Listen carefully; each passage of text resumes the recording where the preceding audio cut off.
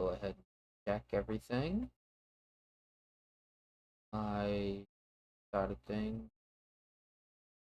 is going by the looks of things. Okay, and there's my Twitch side of things as well. Alright, cool. Let me go ahead and pull up the Twitch chat on my phone. Nice. Alright, so I believe everything's working now. What's up, everybody? Fate here, and welcome to the stream. You guys are watching live, and I appreciate y'all. You guys are watching later on after the stream is uploaded to the channel Fate Knox Live on YouTube. Then what's up? For today's stream, before we get into the main topic, I do want to mention a couple things. First of all, if the quality's ass, I apologize. My internet has been kind of in and out, kind of shitty for the past couple days. I don't know what the problem is. We reset the router a couple hours ago, so hopefully it's at least not as bad as it was before, but it was pretty bad, and I have to turn my Wi-Fi off on my phone every time I want to send a message to somebody, so yeah, it's pretty shit right now. Luckily, I have a Wi-Fi extender on my PC, so hopefully the PC won't bug out, but yeah. So I apologize if the stream quality is just dog shit. Right now, I got the stream pulled up on my phone. I don't know if it's because the Wi-Fi on my computer is shit, or if it's just because the Wi-Fi on my phone is shit. But yeah, the screen is just frozen on my phone. So yeah, I'm just gonna close that. Hopefully the stream is good. Otherwise, I am deep fried. Another thing, speaking of which, if the stream ends up cutting out of nowhere, it's purely because my internet probably bugged out again and ended the stream for me automatically. So if you're wondering why that ends up being the case, and that's why. Okay, it looks like it might have been a phone problem in terms of oh, okay, mute that. Yeah, it looks like it might have been a phone problem because the YouTube side of things looks pretty good. That can be muted. And cool. Uh, yeah, but yeah, it looks like, well, there's a bit of buffering now on the. There we go. Yeah, there's on and off buffering on my Twitch side of things. Looks like this is fine. Not seeing any problems other than the buffering on Twitch. But yeah, last thing I want to talk about is the camera quality. The quality of the video once I pull up what I'm gonna be doing today. That will not be as deep fried as the camera quality looks. Uh, However, the camera quality does look like shit. The reason for that is purely because I looked it up, and out of all the reasons why my camera quality looks this bad is like because my drivers are outdated. I talked to some friends of mine have who has knowledge of this type of stuff, and they even told me, yeah, your drivers are outdated. Because I told them what drivers I have, and yeah, they said it was outdated. So I'd have to update my drivers or get new drivers that are better to hopefully get this camera quality better in the future. But for now, hopefully you guys can deal with it, just like how I'm dealing with it. And I say, we get into what I want to talk about. Yeah, let me switch setups here. Yeah, it looks like the camera quality already has gotten better just by switching to that. But yeah, so today, as you can see, we got the stream open. Today, after everything I've dealt with my internet past couple days, I did try to do a stream on this game I've been wanting to play a couple days ago. I've been playing it on and off like for years now. That was just my first time I've ever tried to stream myself playing it. Unfortunately, like 10 minutes into my stream, it just ended automatically because my Wi-Fi bugged out. So that's why I'm worried about this stream and future streams until I can make damn sure I fix this problem. That's also why I'd like to regularly check my YouTube and Twitch streams, especially my YouTube stream, because when my last stream ended automatically, it didn't actually end on Twitch. It just ended automatically on YouTube. So, yeah. Uh, anyways, let's get into the topic of today's video, right? So, well, not video, stream. So for this stream, there is this situation I wanted to look into. It happened about, well, I guess it came back up to, 2 weeks ago. Basically, to give a little bit of background, this guy's name is Ned Fulmer.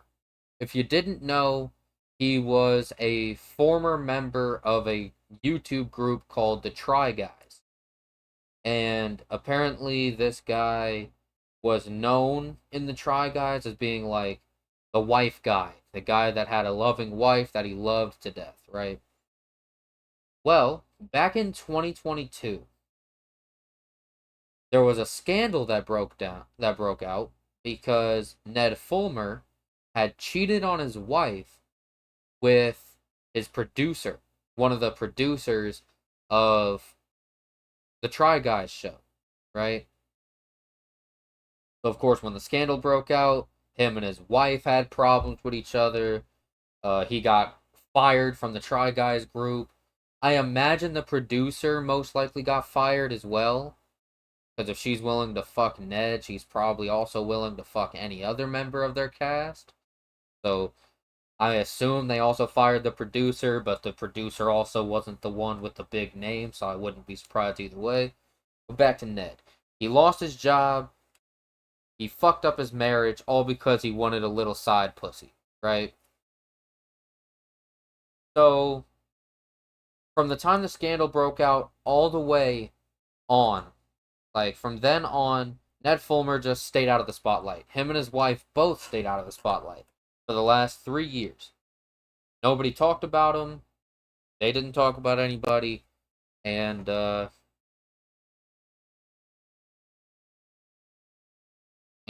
yeah. My bad, guys. Let me go ahead and drop the stream into let me drop this stream into my Discord real quick before we keep it pushing. Let's see here. Boop. Copy link. I don't need to keep open on my phone.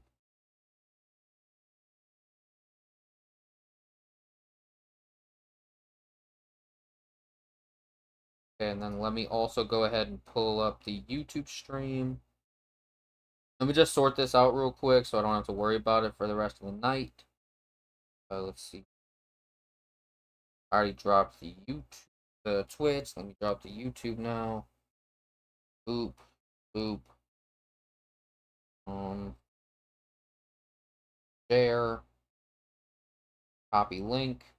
Close that. And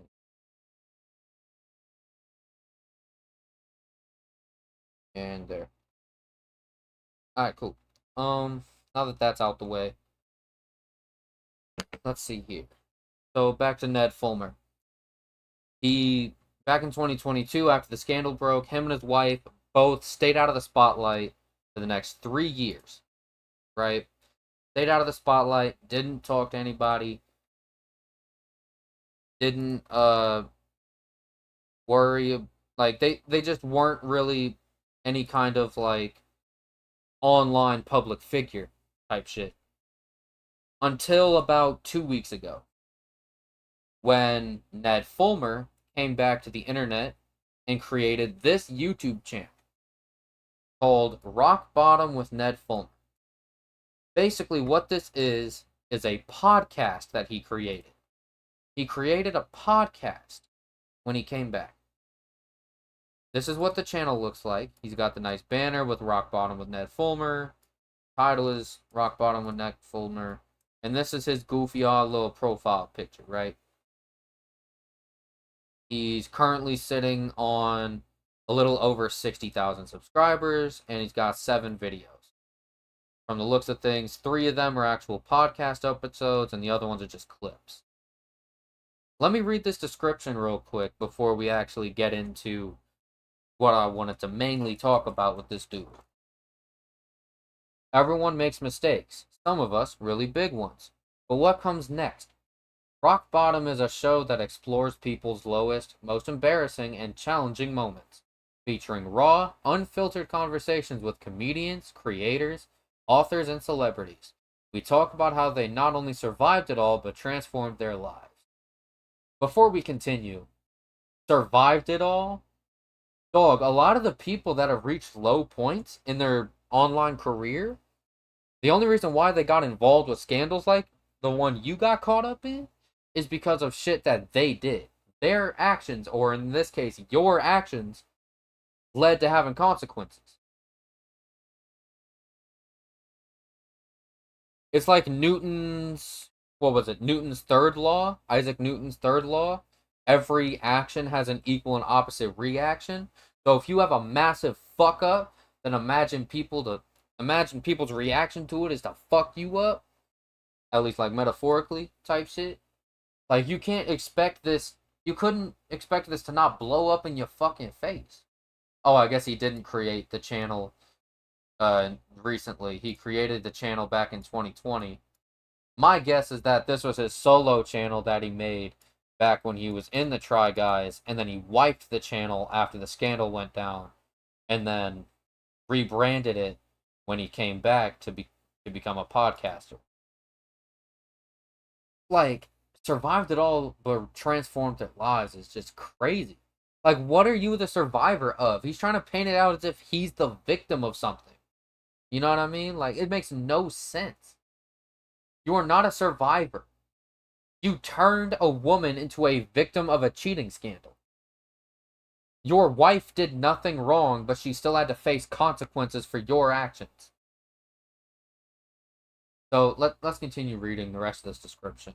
Hosted by Ned Fulmer, the ex-BuzzFeed Try Guys co-creator whose own Rock Bottom ranks number 6 of Time's most viral moments of 2022. The show blends curiosity and empathy to tell stories of experience, strength, and hope. Really? You did research on your own scandal just to get that ranking on your description? That is weird. Because sometimes the only way out is through. One podcast at a time. That was his desperate attempt at justifying why he's turning himself into a podcaster. Right? So, yeah. That's his description. Before we get into talking about this dude for real, I do want to go ahead and say that there are 2 videos I watched before doing this stream that talked about the situation. One of those videos was from a guy named Diesel Patches. I watched that all the way through. The other one was from Moist Critical. I haven't watched that one all the way through, but yeah, type shit. Make sure my YouTube stream is still going. Wow, that is a lot of latency. Okay. But yeah. So, Ned Fulmer. So he comes back from his 3-year hiatus from the internet. I know a little something about hiatuses myself. Meanwhile, my hiatuses, however, are completely different from his. You want to know how? When I go on a hiatus, it's because personal things are going on, like whether it was school related back when I was in high school, or it was family related, or whatever else the personal drama bubble has in it. Something personal would go on that would have to take up most of my time and energy. I would have to take a break from the internet for a while to do that.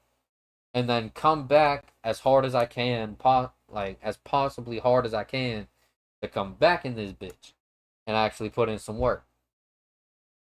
Ned Fulmer took a 3-year hiatus from the internet. That's another thing. I don't think I've ever taken a whole 3 years off. I think the most amount of time I've taken off the internet is a year. 1 year. And that's just because of like high school stuff and family stuff combined. Right? So like this guy took a 3-year hiatus. Like meanwhile, while I'm dealing with that on and off, this man took a whole 3-year hiatus from the internet because he got caught cheating on his wife. Which honestly, in a world where we're surrounded by in a world on the internet where we're surrounded by a bunch of like nasty ass scandals, when we are seeing these nasty ass scandals on the internet, cheating on your wife is pretty fucking tame compared to it. Right? But yeah, back to the topic. So Ned Fulmer comes back with this podcast. And he's trying to paint it out as if he's trying to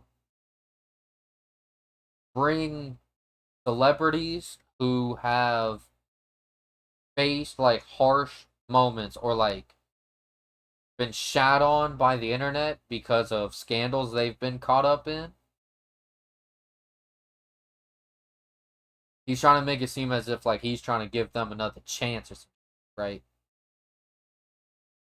So why the thing I'm confused about is he's trying to paint it out as if like he's just trying to give these people like a chance to like give their own side of the story and shit, right? Meanwhile, first ever episode that he does on this podcast is an episode where he is having a conversation with his now ex-wife, Ariel Fulmer. Now, I will say, when I say ex-wife, that is a bit of a stretch. They have been separated for the last 3 years, but they haven't actually divorced yet. I found that out in the Moist Critical video that I watched. So if you're wondering how I knew that, that's why. But, yeah, you could tell that people just really wanted to hear out Ariel's side of the story and see what she has to say about the situation. I don't think we even got her side of the story from this. We just saw the piece of shit and his cheating. We didn't actually see how it affected her. So this was really the first look, like the first glance we got into like her psyche and how she felt about the situation since it happened. Which is probably the main reason why people even checked out this motherfucker's channel in the first place. Just check out the the difference in views in these videos. The one that he did with his former partner has, if I had to guess, over 1 million views. Right? It says 1 million, but I'm sure it's probably a little more than that. It has 1 million views. Meanwhile, his other two, 37,000 views talking to Laura Love Hardin. 4,000 views talking to a former Real Housewives person. Apparently, she's also been somebody who cheated on their former partner, considering the title. Fun. Alright, well, now that we've gotten all that out the way, the main meat and potatoes I wanted to get into for today's stream was, I have it pulled up here, I want to actually watch this podcast episode. It's an hour and 8.5 minutes long. I'm hoping I can turn this into some good content for the channel, and then keep shit right. First, let me read the description of this episode. The aftermath of infidelity. A conversation with Ariel Fulmer. Rock Bottom episode 1. About Rock Bottom. Wait, is this just the same thing that was in his the channel description? Yeah, that's the same thing. That is also the same thing.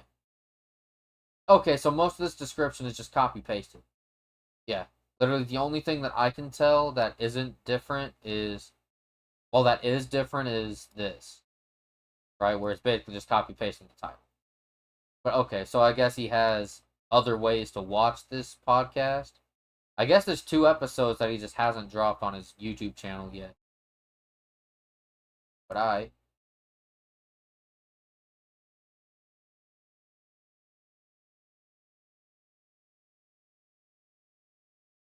yeah, good to know that the comments are against this dude, as they fucking should be. All right. What quality should we put it on? Let's try this one. Oh my god. Hold on. I just want to see what the highest quality looks like. Damn, this dude tried really fucking hard to make this look good. Lord have mercy. Let me see here. Oh, what's up, Terrell? What's up, my boy? How's shit going over there on your end, my boy?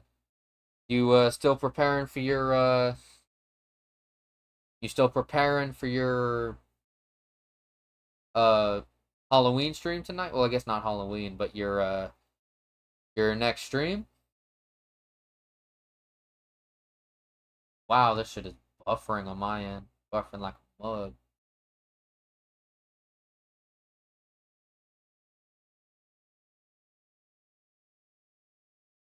I hope this isn't as laggy on your end as it is on mine, Terrell. Holy shit. Let me see if I can pull it up on my phone. Alright, I'm assuming you're on Twitch.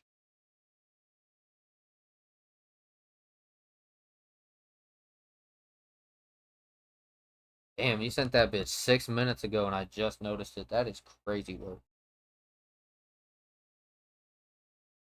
Alright, well let me just switch over to this.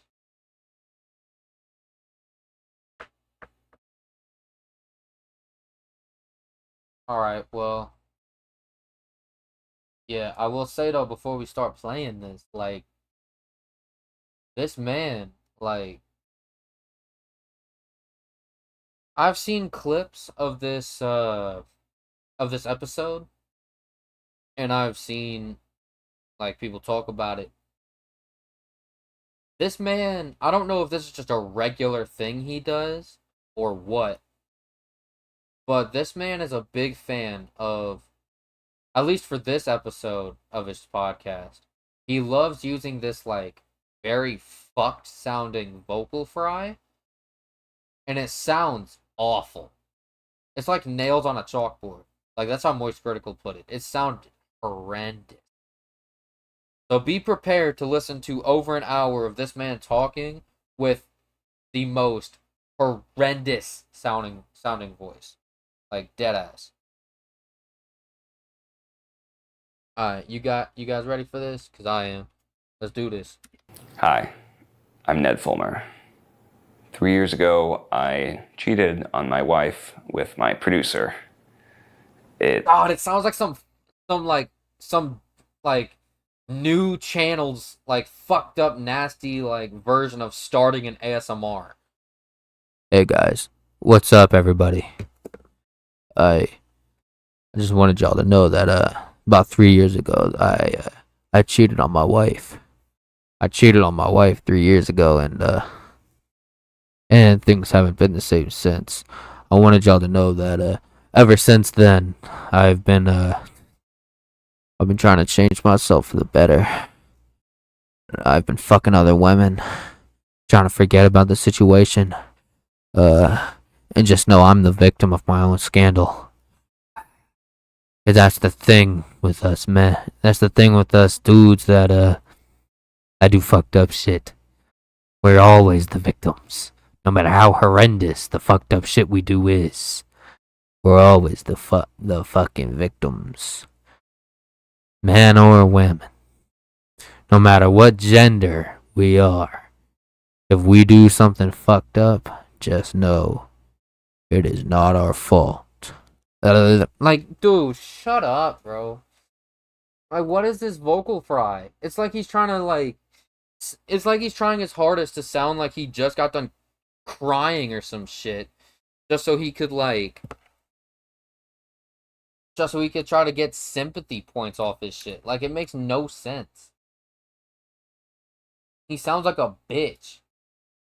Like, straight up, he just sounds like a fucking bitch. And I don't fuck with it at all. Like, it's actually horrendous. Oh, my mic is falling. Okay. There you go.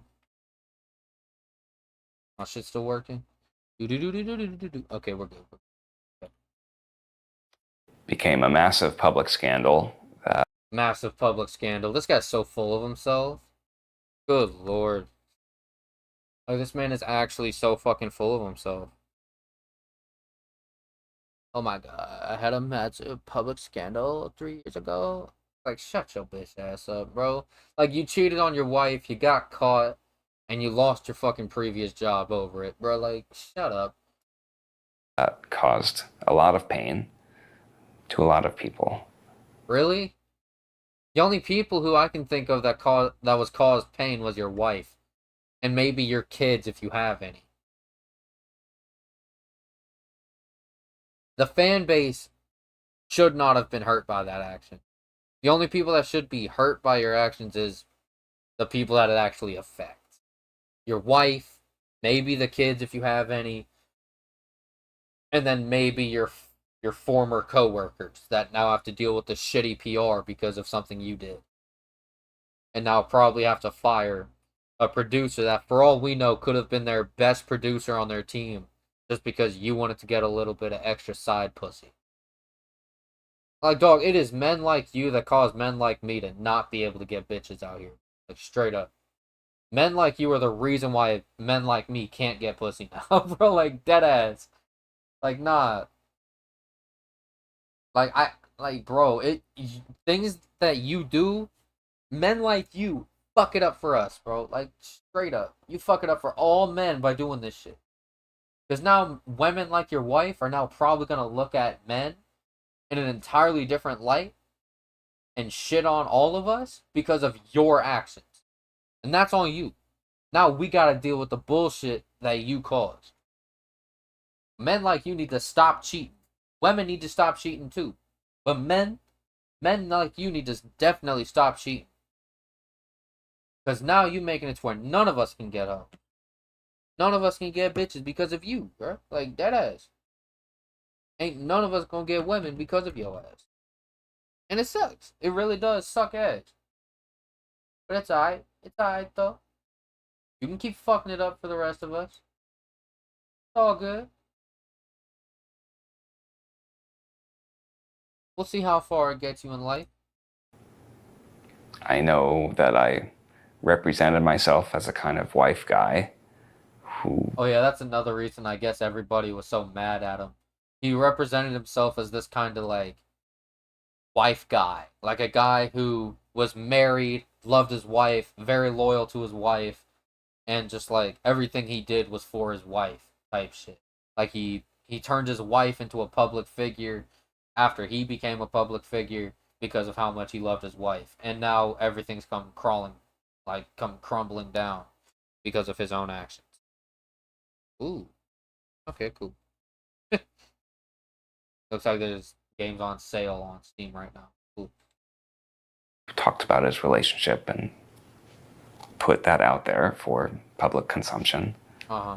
And you, as a viewer, I know that I broke your trust. I'm gonna be honest. I've never watched you before. Never watched the Try Guys. Never watched Ned Fulmer. I never even knew who any of y'all were until you came back with this podcast. As for the people who did actually watch y'all back when the Try Guys was popping, they probably were upset about the situation just because parasocial relationships are kind of disgusting with it right now, especially. And kind of fucked everybody over. You fucked your wife over. You fucked up your branding.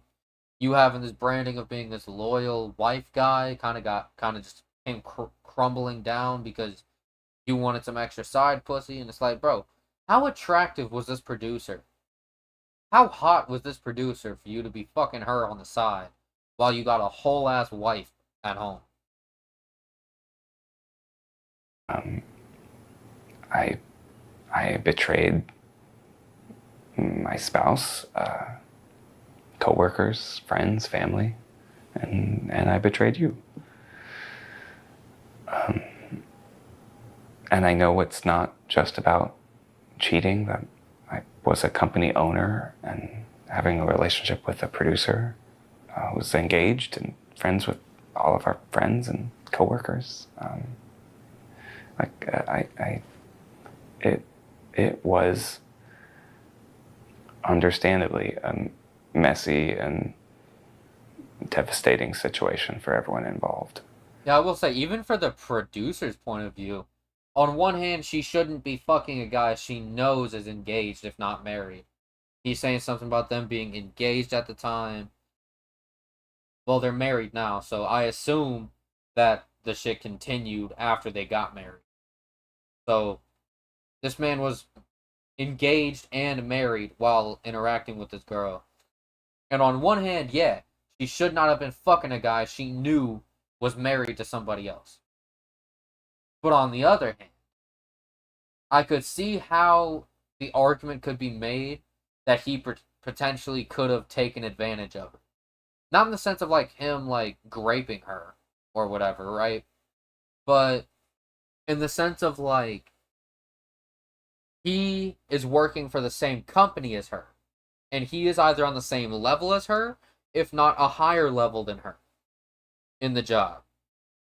And maybe it could be possible that she felt like she could have gotten fired from working with them if she didn't agree to give this man her pussy. So maybe there was some advantage being taken by like on this dude's end for the producer.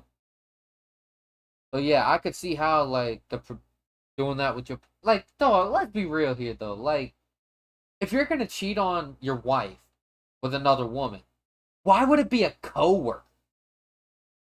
A coworker, really? Knowing that you are a content creator, knowing that your brand and your image is damn near everything you need to keep intact to be to continue to be successful at this whole thing. Like, are you tripping? Like, are you taking a sip of that Kool-Aid? What the fuck are you doing? What are you doing, Ed? Like, what is your damn problem?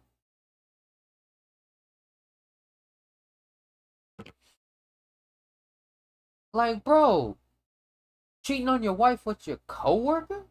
You couldn't have just chosen some random woman you knew. It had to be a coworker. And I was the cause of it. We have got to the Oh, you point. gotta be kidding me. Yeah, these ads, low-key, might be a good break in between these moments in the video, just because, like, holy shit. This guy's vocal fry is so uncomfortable to listen to. It's actually crazy. Like, I want to reach through the fucking screen and strangle this man every time he talks because of how annoying his fucking voice is. Like, genuinely, his voice is actually uncomfortable to listen. I did that. Uh-huh. And I can't change it. I can't change the past. I can own it and accept it. Uh-huh. And try to change how I show up differently in the future. Uh-huh. Ugh. What the fuck? Did you hear that? How I show up differently in the future. Ugh. Ugh. Why did he swallow like that? Was that cum? Bro, that man had to have had jizz in the back of his fucking throat or something to make that sound. What the fuck? What the let me rewind it one more time. What the fuck? How I show up differently in the future. Ugh. Why do you make that sound, dog? That's probably why the vocal fry is there. He's got all that jizz in the back of his fucking throat. He's probably been fucking other dudes now. He probably likes cheating so much he's switching up to the dudes. The fuck is he doing? Why did he make that sound, bruh? Why? Why was that the sound he made? So, I wanted to say that I'm sorry. I hurt you. Uh-huh. And I hope to make amends over time. And one step is to publicly witness the pain of my partner, Ariel. Uh-huh. Here's my opinion on that. I get that he does need to have a conversation with his wife about this situation. First of all, the fact that he waited 3 fucking years to have this conversation is mad crazy. But even if he didn't wait 3 years, why does it have to be a public conversation? I know that later on in this podcast, his wife also agrees that this does need to be a public conversation because both of them are public figures. So they both agreed that handling this situation publicly was probably the best for both of them. But my whole thing about it is like, why couldn't you just do this behind closed doors? Why did it have to be on his platform?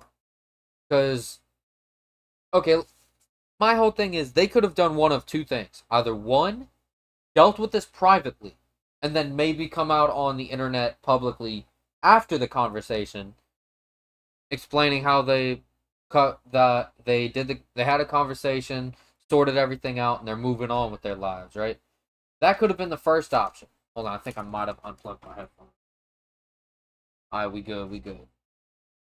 The second option could have been they had this conversation public, but instead of it being on Ned's platform, it could have been like a different podcast. Like, I don't know, some kind of drama podcast where they both get brought on as special guests and they have a conversation on the phone.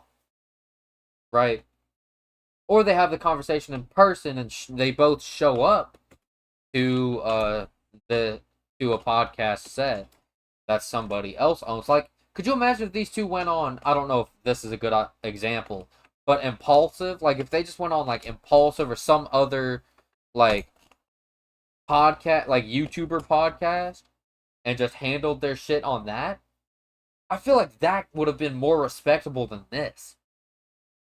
Now hear me out now. The reason why I say that is because this dude doing this on his own platform is kind of telling me that he's not doing this for the sake of having a conversation.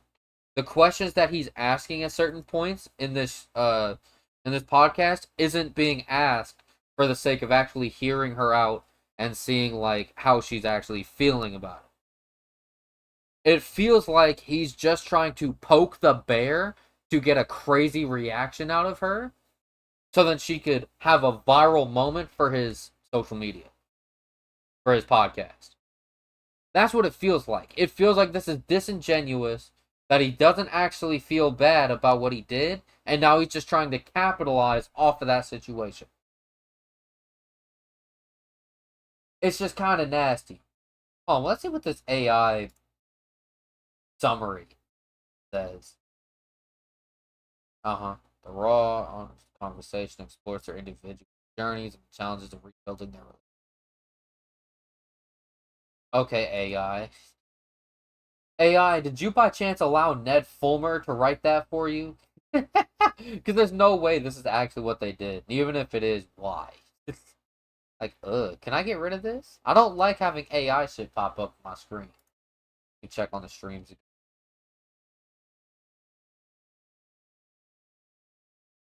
Let's see here.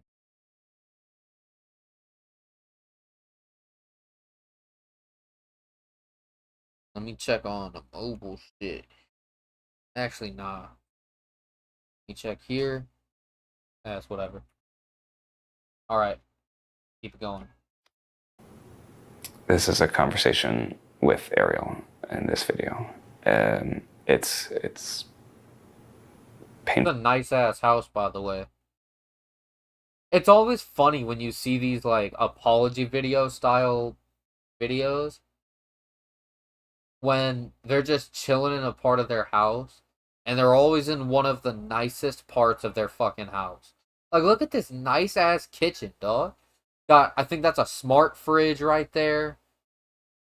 Is that an oven underneath it, my boy? Like, the fuck? This nice ass fridge situation? No, that's the freezer. I'm tripping. Then you got all these cabinets, that nice ass dishwasher, this nice ass stove, like the microwave over there, whatever the fuck this black board thing is in the back, all these kettles and shit. Like, look at this nice ass kitchen. Super fucking clean. And he's just sitting here apologizing for cheating on his wife. Like, bro, you got a nice ass house. And it feels more like he's flexing his fucking house than it feels like he's actually apologizing. You feel me? Like, he could have done this shit in his closet or something. And just had a wall behind him. Look at my fucking background. Like, look at this shit.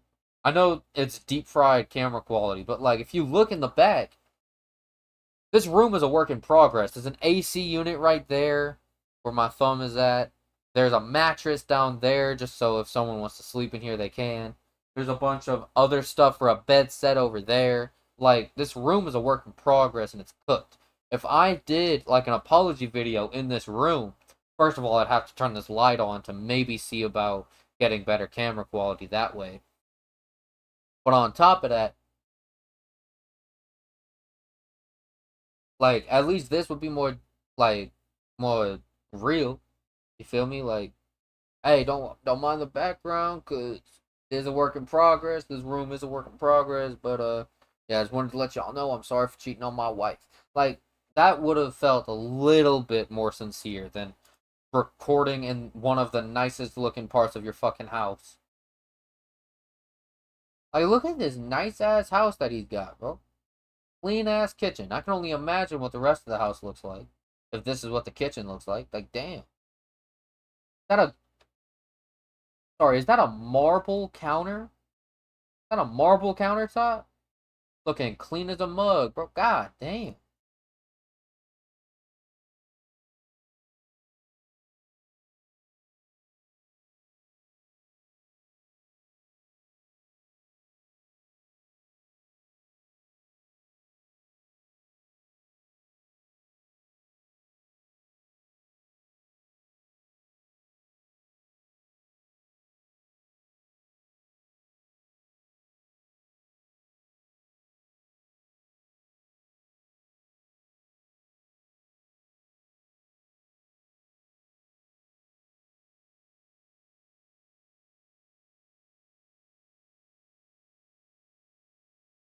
No, you're grateful for the fact that you can post this shit onto your platform. Nah, don't try to spin this as if you're trying to be grateful for her coming on here and cooking you for an hour because you want it to be a piece of shit. Nah, you're grateful because you were able to post this shit onto your socials after it happened. You were able to record her. You were able to say all this shit and be a cunt and then keep shit pushing. Like, nah, bro, you tripping. You're doing this purely for profit. Even if there is a iota of a chance that this man did this from the bottom of his heart to try to like actually make amends with his wife, there is no way in hell that this man like didn't do this for profit. Like, even if he did do it to also talk about his wife, the main reason wasn't to talk to his wife and hear her side of the fucking story and shit. Like, that is not the main reason why this man, I didn't even peep the fact that I had this on. Okay, there we go. My bad. Shit. Alright, well, I didn't peep that, but like, dog. Oh yeah, I did all that. I did that whole kitchen rant. Meanwhile, the fucking kitchen wasn't being shown. Look at this nice ass fucking kitchen. But yeah, like I don't think he did this for any other reason other than just profit. So, yeah. Yeah.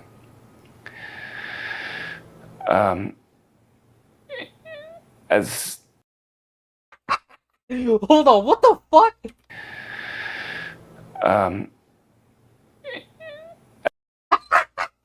No, I'm not gonna lie. I would redo this whole fucking segment. I would have redone the whole segment the second I heard a sound like that come out.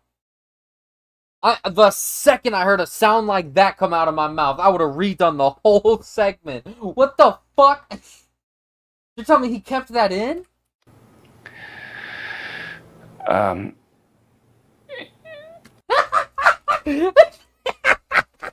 Nah, bro, why'd you leave that in? Bro, come on. You tell me you didn't edit any of this? Dog, this beginning segment isn't even part of the podcast episode, bro. You could have edited that out. Nobody would have given a shit if you chopped it up a bit on this beginning segment. The podcast episode, if you cut her out of context, yeah, people would have been pissed. But like, this little segment, between that little swallow we heard earlier where you try to get some of the jizz down your throat, combined with this fucking sound effect that came out of your fucking mouth just now, so you could have cut that shit out so easy. Hear that shit one more. That shit was mad funny.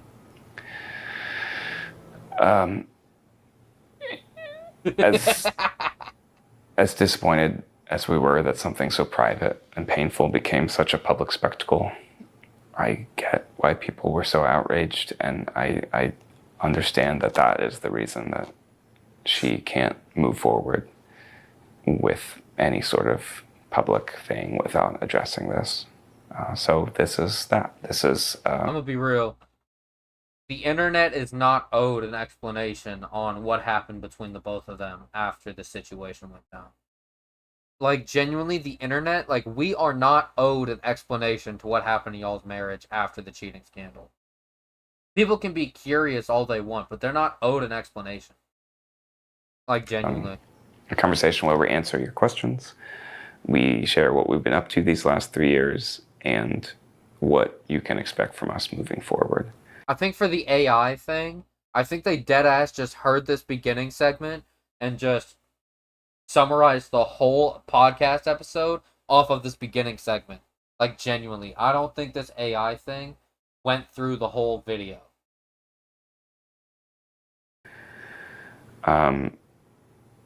It's about an hour long. And I know that from my perspective, I want to tell stories of curiosity and empathy, and I want them to be meaningful and have value in people's lives. So I hope that you find this impactful. So please join me for this conversation with Ariel Fulmer. I bet I bet he was so proud to still be able to call her Fulmer. I'm assuming that was his last name from the jump. I'm gonna assume it was his last name from the jump. So I'm sure that's probably the thing he's most proud of, is the fact that after all these years after he cheated on her, she still has his last name. He's probably so fucking happy that she's still stuck with his last name. What was that fucking hip-hop intro? Ariel Fulmer. What was even the point in that? Okay, what is this? Oh my god. Let's not focus on the small stuff, alright? Well, here we are. Back at again. it again. It feels weird. These two looked like she genuinely looks like she wants to get up and hurt him. And I would not blame her. Well, if she tried to kill him, I would blame her, but I mean, like, if she got up and, like, wanted to, like, smack him in the face at the very least before she dipped, I would not blame her at all. Feels a little awkward. Yeah. Back in a podcasting room. Yeah. I mean, we've certainly had a lot of conversations where we've sat like this. Yeah, that's true. But not, conversations that are meant for the public. Mm-hmm. Is it? Okay, just a little off-topic thing. Does anyone else hear that beeping in the background? I heard Diesel Patches make a joke about it. I didn't actually hear the sound when I watched Diesel Patches' video. Probably because I wasn't watching it with headphones. But, like, he made a joke saying that it sounds like a bomb from Smash Bros. And it's actually kind of funny how it actually does sound like that. It sounds like a fucking bomb. Like, I don't know what the deal is, but, like, it's like, beep, beep, beep, beep, beep. I don't know what the fuck it is. I don't know if that's the camera or what, but it's annoying as fuck and it goes throughout the whole video. Strange to think that people are watching this and listening to it rather than just being in like a therapy setting. Oh, heck yeah. It's terrifying. Yeah. It's absolutely, yeah. I mean, I'm on the verge of like standing up and walking out of this room. Absolutely. And nobody would blame you. You don't owe this man a conversation. And you don't owe anybody on the internet an explanation for how you're living your life now that this has happened. Like, genuinely, you do not owe anybody an explanation for what happened.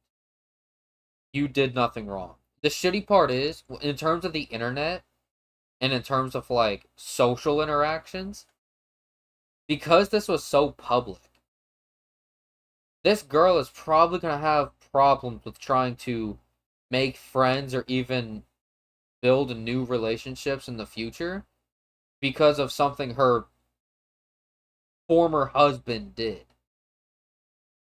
She did nothing wrong in this situation, but is now still going to have to struggle with the aftermath of it, which is not fair to her.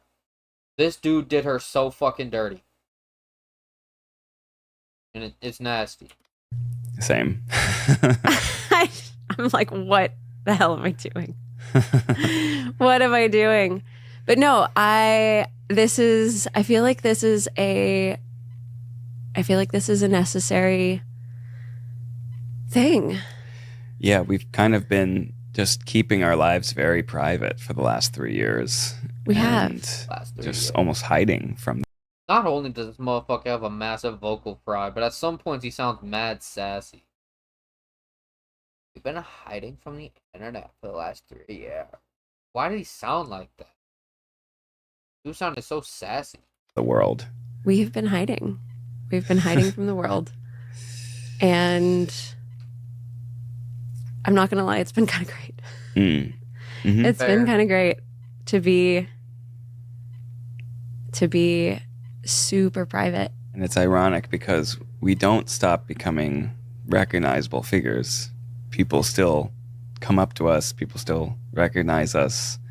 And to the extent that we're kind of moving forward in our lives, that's something that you've talked about. It's like, how can I move forward in my life without people knowing the next part of my story if they're still stuck on the 2022 part of my story? That's kind of the thing, isn't it?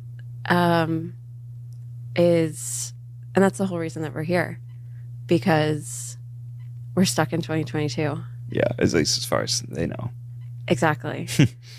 We have moved on with our lives. Yeah, we've moved on for a while We now. have moved on with our lives. But like, as far as everybody else is concerned, we're still stuck in 2022. Yeah. 3,000 Totino's Pizza. Okay, well, while I'm getting this ad out of my face, You're telling me they couldn't add any fucking vocal effects to try to not have to worry about, oh shit, why is this buffering? Okay, my Twitch stream on my end is cooked. But like, you're telling me you couldn't fucking add any vocal effect whatsoever to like fix the you know what I mean, like to fix the, like to remove the beeping from the background? Like you couldn't add any effects to remove that? That is insane. Why would you want to keep that? And, you know, that brings us to the whole reason that we're here and the reason that we can't walk out of this room, because we live in a social world, right? And we can't move on with our lives if we don't, you know, move on publicly. Like publicly reestablish the context of who we are, how we relate to each other. I'm gonna be honest, if they really wanted to cover this publicly, first of all, they did not have to at all. But if they really wanted to cover this publicly, they should have went to someone else's platform to do it. They should have had some kind of middleman in between them that was asking all the questions, and they could have just answered it like separately, and then they could have like clashed with each other's answers instead of having the guy who cheated interviewing the one who he cheated on. That is insane. The only thing that would have been worse here is if the woman he cheated with was in the room with them also answering questions. That would have been the only thing that made this worse. Other after being so public with our relationship before. Yeah. I mean, it's a really strange thing, actually, like that we can't do anything publicly without kind of addressing this first. Well, yeah. I mean, in 2022, it got so big, right? The whole scandal, it grew and grew and grew and grew, to the point where it just became this thing that just like got so much bigger than us. Yeah. And I feel like I just sort of hid away from it, you know? Same. And going completely dark was the only thing that I could think to do. And for the last 3 years, I've just hidden behind the scandal, you know? I hate that they're calling it the scandal. It's like, motherfucker, you got cheated on and he cheated on you. It's not that hard to talk.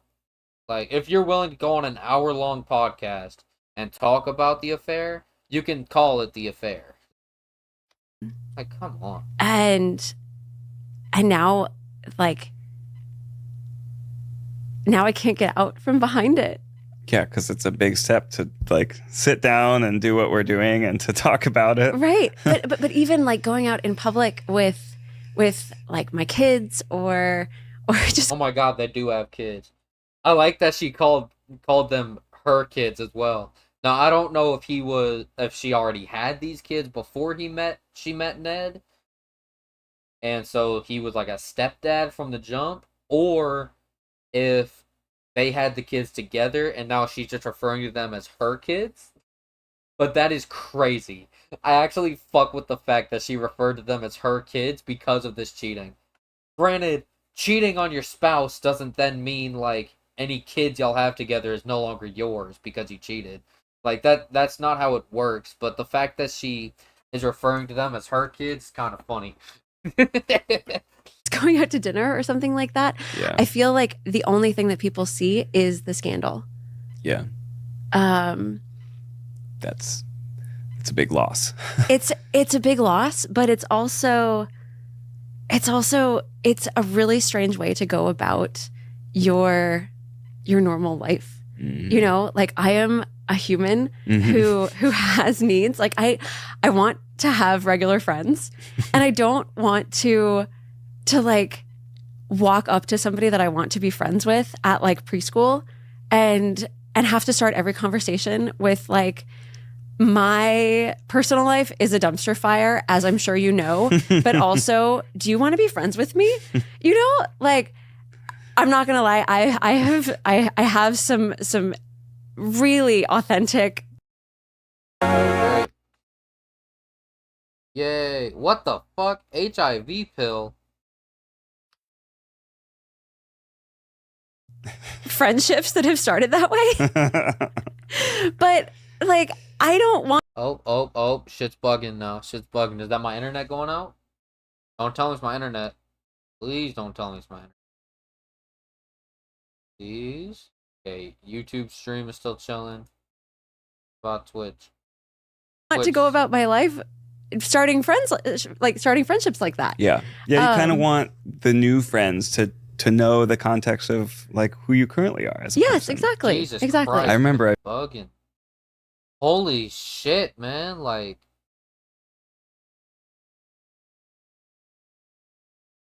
going from like decent okay Wi-Fi to like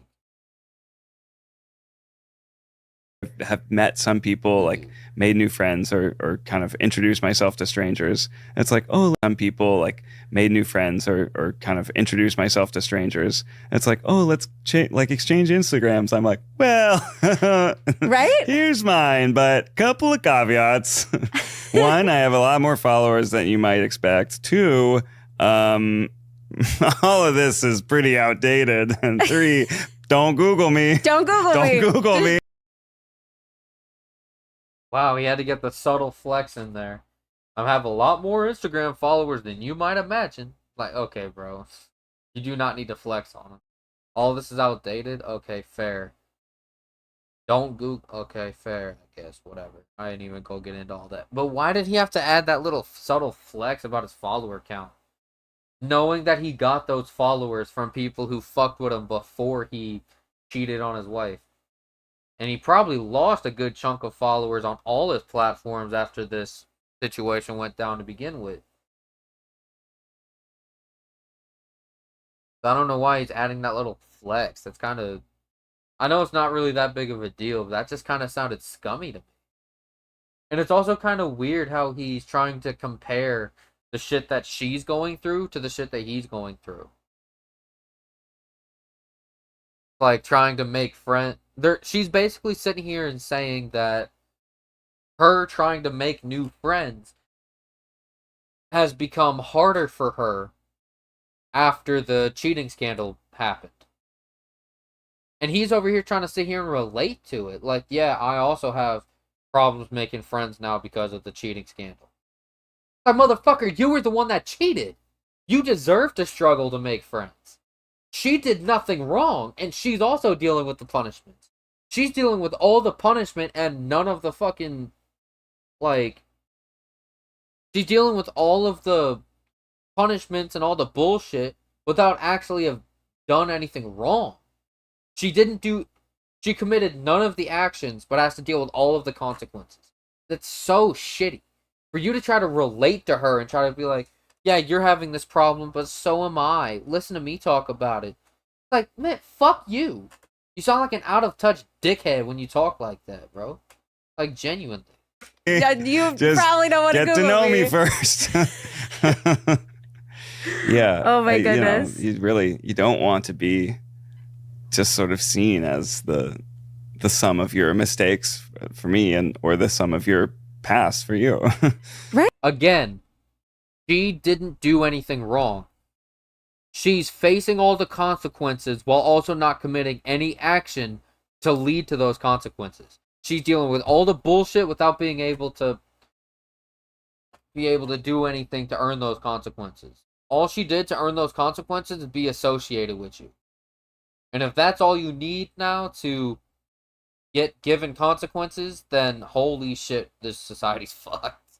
Right. And the challenging thing is it's been complicated for a while. I mean, we are still friends. We have children together. We go on trips together. Right. Like, there's a spectrum of being together, not together. Right. I just realized, how are the kids gonna handle not only finding out that their father cheated on their mother with a coworker, but then also finding out that the cheating situation was actually a public scandal on the internet? That in 10 to 15 years, like not even, like once they find out how to use the internet, they could just find out about the scandal. Like let's say one of their kids just like a big Moist Critical fan, and then they run into a video on his channel with his thumbnail being Ned Fulmer's face. Oh, why is my daddy's face on this guy's thumbnail? Click. And then just watches the video all the way through and finds out that their dad cheated on their mom. And it became a big public situation. And is now trying to weasel his way into justifying it on the internet in 2025. That is insane. I cannot imagine being this dude's kids. Like, I don't know how many kids these two have together, but I imagine that their future is not going to be very good purely because they're going to go on the internet one day and find out about this shit. Oh, especially if they have a son together? Oh, nah, that dude's going to hate their dad, bro. Assuming they didn't already find out after it happened, you know?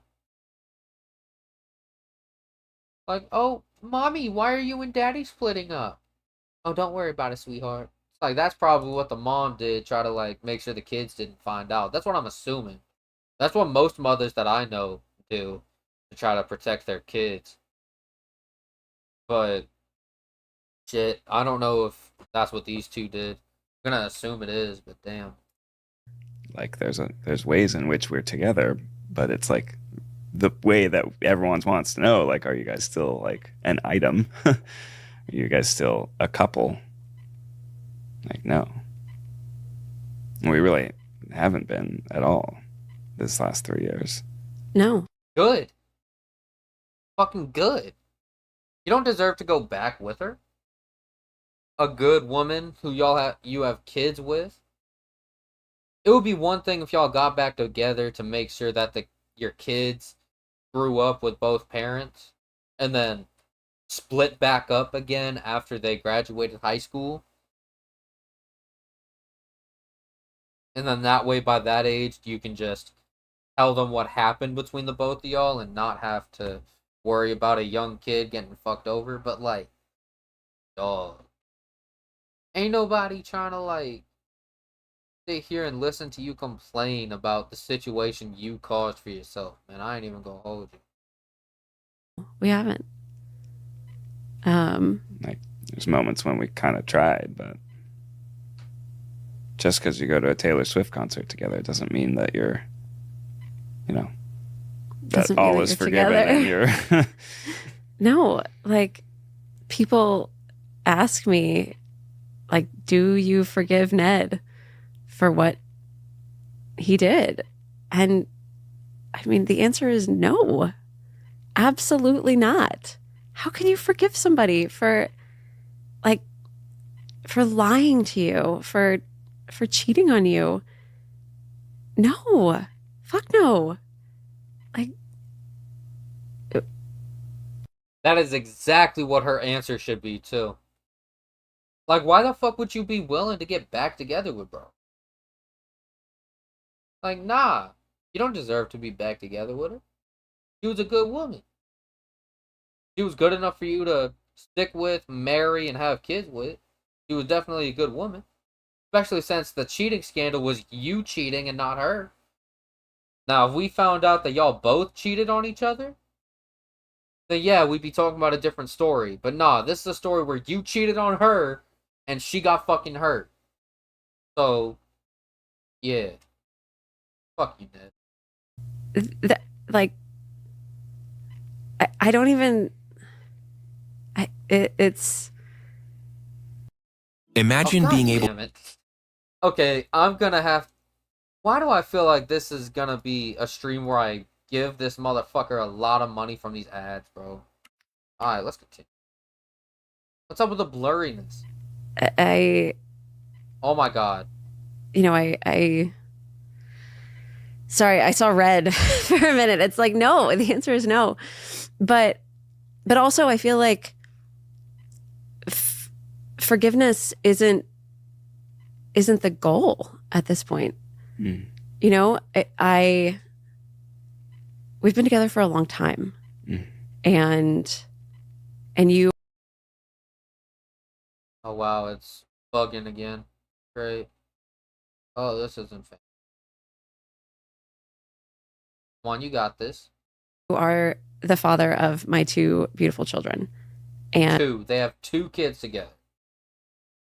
Damn. And we know each other really well. And I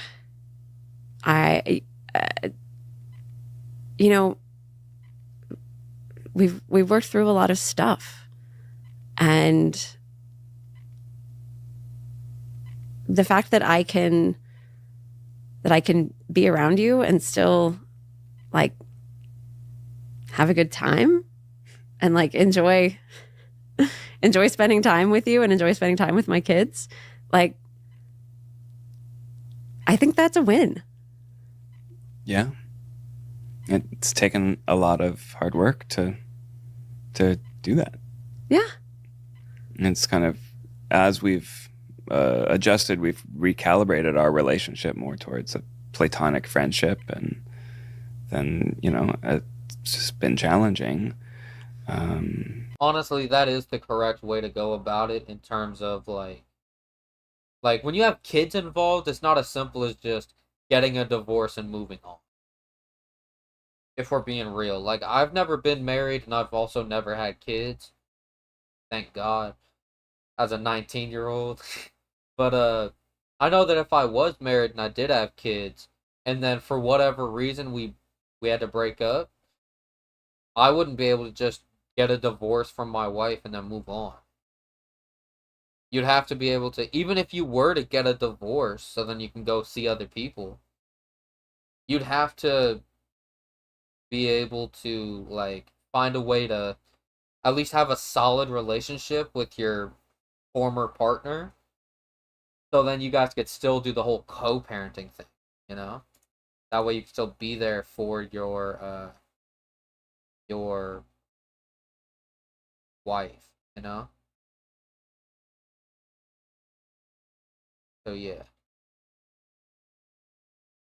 But like, I think we're getting to a point of sort of celebrating that and really like embracing it and accepting it for what it is, as we're like grieving the past. And, you know, it's hard to hear you saying like, fuck no, I don't forgive you.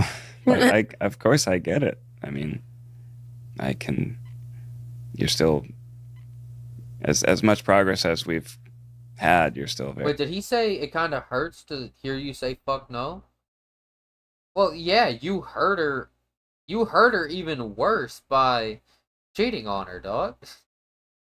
You hurt her even more. I've never been cheated on because I've never been in a relationship, but I know if I did get cheated on, that shit would not like feel good. That shit wouldn't be the type of shit I could be like, alright, cool, let me sleep this off and move on. Like, nah, dog, that shit kind of hurts. Very angry. Yeah, of course I'm angry. You know, we're talking about like not. She's trying so hard to say what she wants to say without one, coming off as a bitch, and 2, without getting this man banned on YouTube. Which honestly, if she did come off as a bitch, I would not fucking blame her. Because she actually deserves a free pass to just be a complete bitch. If she was a complete bitch from the moment this started all the way to the end, really fucking happy. The fact that she's being as nice as she is after she got done dirty the way she did, it speaks to the character of both of these people. The fact that she's over here, you can tell by her body language and the way she's been like talking throughout this whole podcast, so far. That she still has confidence, she's still like happy with herself, and she's still like a happy-go-lucky person or whatever, right? Like she's still like a confident, happy person, or at least has the energy to still put up that front if it is just a front. Meanwhile, old boy Ned over here is over here on some like, it's so sad.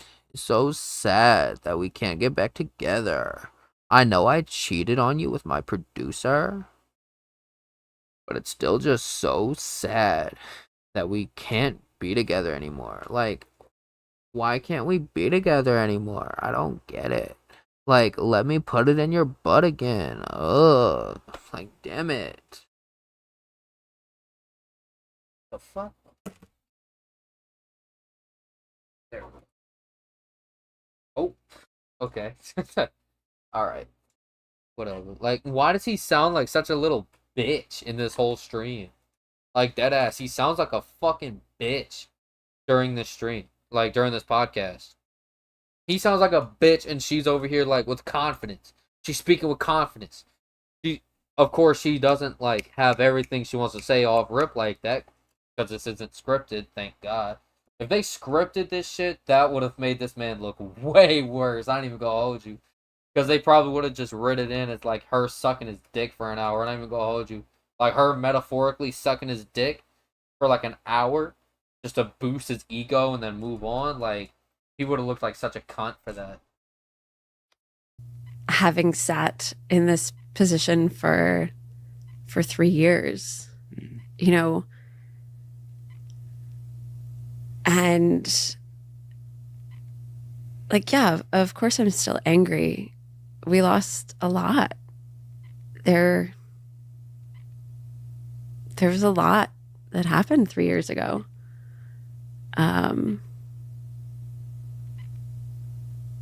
It was, I mean, I found out about your affair from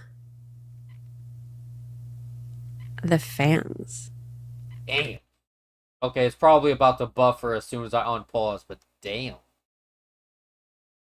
He didn't even tell her about the affair? He kept it a secret until somebody released info about it. That's what I'm guessing happened, is that somebody caught him, posted the evidence on the internet, and then the people on the internet went to her privately and, like, let her know, like, hey, this is what's going on with your husband. Like, that's crazy. Most of the time, if you're a decent man that gets caught up in a cheating scandal like this, usually whether it's out of guilt or whether it's out of something else, you'll usually go to your wife after it happens and be like, hey, by the way, this other girl and I did this. I didn't want to, but it just happened. Or they would, like, try to justify it or whatever. Like, I've seen it with girls too. Like, they'll go to the dude, like, and they'll admit to the cheat and apologize. Then they'll try to justify or try to paint it out as if it's something that, like, they didn't want to happen. Right? I mean, and I was so blindsided that Jesus, the lag, bro. Since it's lagging, let me check.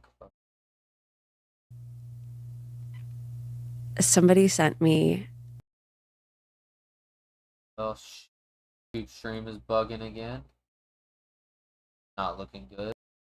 Oh, my Twitch shit been bugging. I ain't even gonna lie. Picture, and I like, oh my god, what in the buffer? Like, what the fuck is that happening? My Wi-Fi is just fucked tonight, bro. Like, oh my god. I am literally just trying to watch a YouTube video and stream, and it does not want me to. it was like my brain.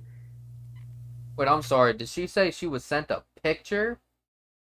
So the way that she found out, not only did she have to find out through random people messaging her on the internet instead of her husband actually telling her that he cheated, But on top of that, she was sent, like, photo evidence. She was sent actual pictures of cheating. That is crazy. Oh, great. That's probably why there was so much buffering. Holy shit. Got hit with an ad.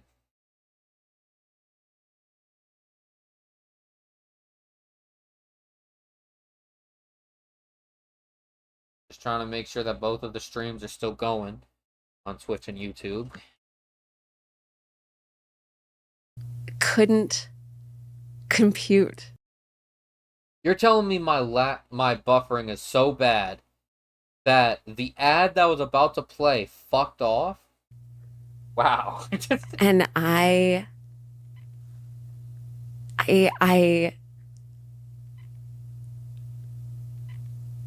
it's like for some reason I didn't see what was actually there in the picture. I thought it was your sister. And I remember sending it to you and being like, what's your Oh my god, the fucking buffer! Why is my internet so cooked? Hold on, man. Let me... sister doing in New York? It was, and I think back on that and I think like, what was I, like, how did I not see what was going on? Like, what? I want to know what was in this picture. Like, what was in this picture that had her thinking that it was his sister? Not... and not like some random girl.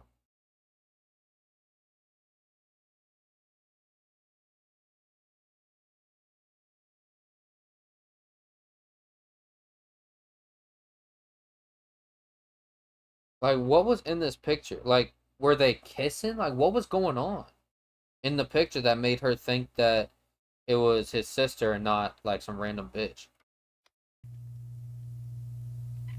What was so fucked up in my brain that I couldn't actually see what was happening in this picture? Like, the picture was right there in front of me. You know? Mm-hmm. And then the pieces just started falling and falling and falling, and like, and then more pictures started coming in, and more pictures and more pictures and more pictures. And it is so wild how we live in this world where everything is so public. Like, you don't realize it, but everybody's taking pictures of you everywhere you go. And it's kind of scary, actually. Oh my god, this fucking buffer. And it makes you realize that whenever you leave your house, you're like, you're not safe. That's crazy. This buffer is coming in at some shitty fucking time, bro. I don't understand why it's buffering so much. My Wi-Fi is just cooked. You know? And it kind of like, and then after everything happened, I sort of went into this, like, this weird... Buffering again. Is there like a way I could make it to where it's not gonna buffer every fucking couple seconds? Well, I know. Make the Wi-Fi better. But like, damn, bro. Like, why is it so shit? State where, like, nothing was safe. And nothing and nobody... Oh my god. Like, I couldn't trust anybody. She's actually saying some deep shit that I actually want to listen to, but I can't fucking pay attention to it because of all this lagging and buffering going on throughout this whole fucking thing, and it's pissing me off. Like, it's actually upsetting me how cooked my Wi-Fi is. I couldn't trust the public. I couldn't trust you. I couldn't trust my friends.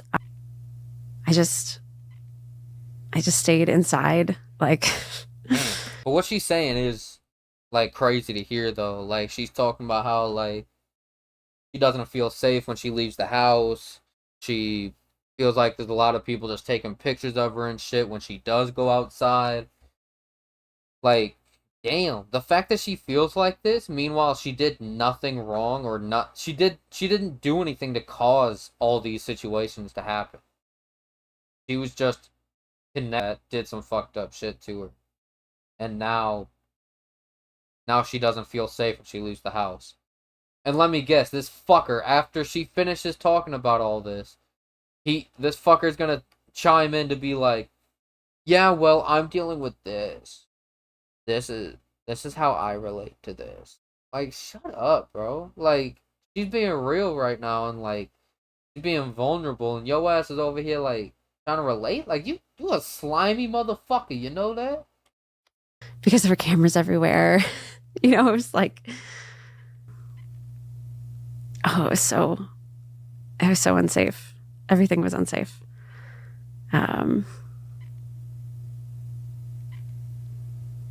Yeah, it took a long time to like get back to myself. I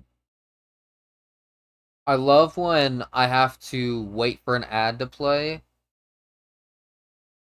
but the ad just doesn't want to fucking play. God, I love my Wi-Fi so much. It's so ass, dog. I gotta turn my Wi-Fi off on my phone just so I can like get this shit to work. It is cooked. Like, just so I could check certain things on my phone. Like, if I wanted to send somebody a message, I had to send it on my phone. That's how cooked my shit is right now. And I don't know what the problem is. Up till a couple days ago, it wasn't like this. All of a sudden, past couple of days or so, my Wi-Fi is good on the other side of the house. It's just not good on this end, for whatever reason.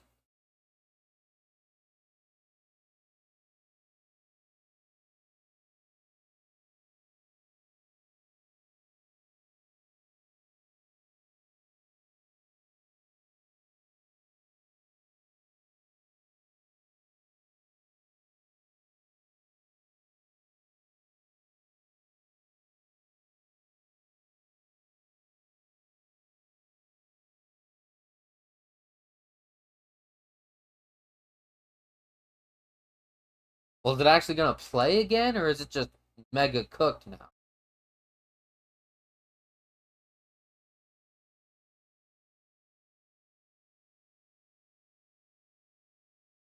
Stream's buffering. This stream's been cooked. Holy fuck.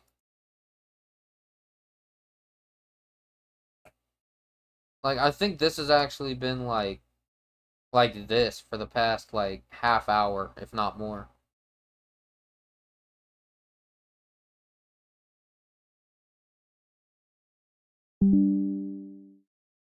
What? UBS Studio disconnect? What's that talking about? How did having it become such a public scandal kind of change everything for you? Did it make it worse? Did it make it easier? Did it just sort of make it surreal? He's trying to ask her if like this being a public scandal made the situation easier or harder. That's kind of a shitty fucking like thing to ask, bro. I ain't even gonna hold you. Oh shit, the Twitch side of things reset. Shit. Well, it looks like the initial stream ended on Twitch, and now we're dealing with a whole new Twitch stream. Well then, well that's fun. Well, whatever, bro. It was so many different things. And it was all tied in together too. You know, I think that, and it all,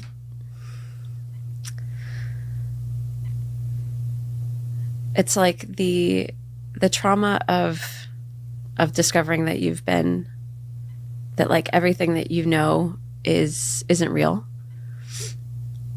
and then add to it this other part where you're sort of being you're being watched by cameras, which isn't something that's like a part of our lives. Like, yes, we are somewhat public figures, but like we've never had. Come on, dog. It's actually kind of upsetting me, all this, like, bullshit. Cameras waiting outside of our house. Like, dog, come on. Like, my fucking Twitch stream ended and then started back up. Fucking YouTube stream has been cooked for the past, like, hour. I bet you if I tried loading up this fucking Twitch tab right now, it's not even gonna load in. Like, oh my god, look at this shit, bro. It is not trying to load it. Like, that's not something that we're used to. Like, we're not like celebrities. That's not, that's not a part of our lives. And this was a period in our lives where we had like, there was like a car following us, and it was really strange because we had just, you know, found out that we were dealing with this, you know, with this betrayal. We decided to find. I like that since we're dealing with a fucking buffer anyways, I like that she is referring to it as like and like a betrayal. Meanwhile, this motherfucker's calling it like a scandal. It's like the motherfucker's trying to minimize what it was, make himself look better. And it's like, bro, you don't look any better calling it a fucking scandal. If anything, you referring to it as a scandal while she's referring to it as a betrayal and a cheating scandal is wild, bro. Like, she's actually saying what it was, and yo ass is just trying to like paint it out as if it's some kind of situation that went down. Like, bro. A new couples therapist, right? Right. And so we were driving to our new couples therapist, and so we were in the car together because we decided to drive together, and you decided you needed a snack, and so you had a Tupperware with you, and I had my jug of water, and we got in the car together because we were like, well, why don't we drive together? We're going to the same place. And so we get in the car and we were driving there, and so you're like eating your apple as you're driving, and I turned to you and I was like, Ned, I think there's a car following us. Like, I'm pretty sure this car has followed us from our house. And you were like, oh, that's weird. Like, I wonder what that could be, you know? And then when we park outside of the couples therapist's office, and we see that this car has a camera, I was like, I think that person just took a picture of us. And so we went inside and we talked about it a little bit, and then we had our therapy session, and then we came out, and then there were multiple people outside, and it was probably one of the strangest situations that I personally have ever been in. I did not know what to do with my face. And so my reaction when I don't know what to do with my face is I smile. Yeah. That is my go-to reaction when I don't know what to do with my face. I just smile like an idiot. That was my reaction too. I smile. Yeah, that does seem like a scary ass situation to be in. Like, she's saying it's like strange, but like, nah, that is terrifying. Someone following you from your house and then trying to take pictures of you without your consent while they follow you from the time you went home, like, that's damn near, that should be considered a fucking crime. Because who even knows how long they were potentially sitting outside your house waiting for you to leave, just so they could sneak in some pictures of you. Like, nah, and whoever the fuck that was that did that, shame on you, dog. Like, that's weird behavior. I ain't even gonna lie. You are weird. You're a weirdo. You know that? Like, you are a genuine weirdo.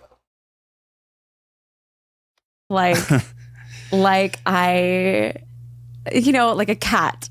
I just smile. And This was so like, this is the video that everyone this is the saw, video right? that everyone Yeah. saw. And Like leaving couples therapy. we're leaving couples It's like, therapy, looking at each other like we don't have a care in the world. And it is because we are absolutely just beyond like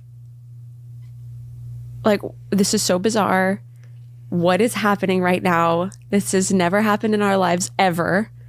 We don't know what's going on. Like, let's just get to our car, and we're just like, just smile, like, they're not gonna hurt us. Who are these people? Everything's fine. Oh my goodness. Yeah.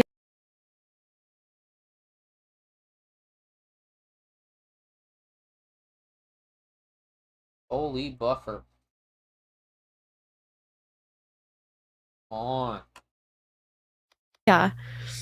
That was the strangest situation. It was so bizarre. That was really strange. I can see how that caused you to really feel unsafe and mistrusting of the whole world.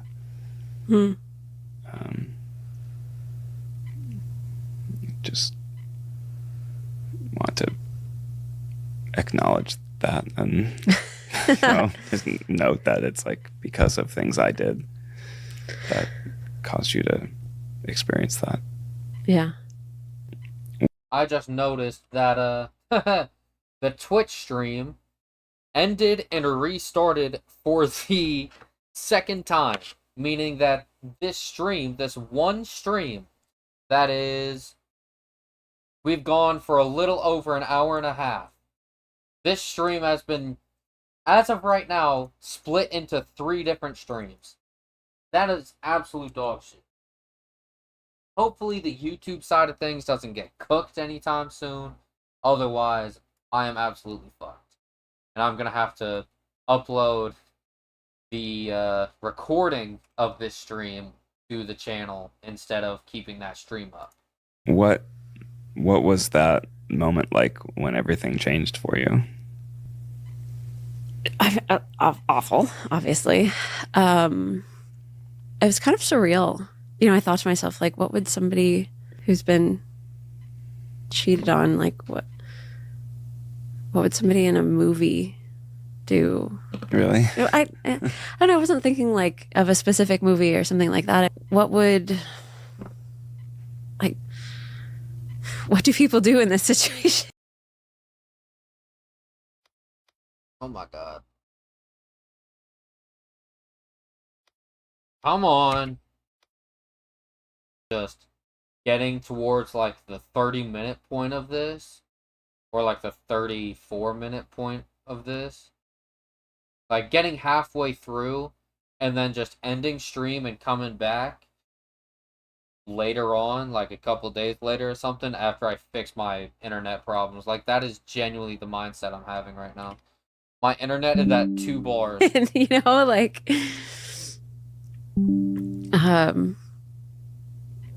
I wasn't thinking I wasn't thinking for myself. I was thinking like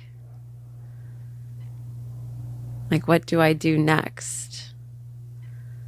And I remember we were in New York, and you were just picking me up from the airport. And I was so like naively. So you were driving a rental, and I just naively looked over to you in the driver's seat, and I was like, why was Grace in New York? Like, I didn't realize Grace was in New York. Why was she, referring to that picture that I had sent to you?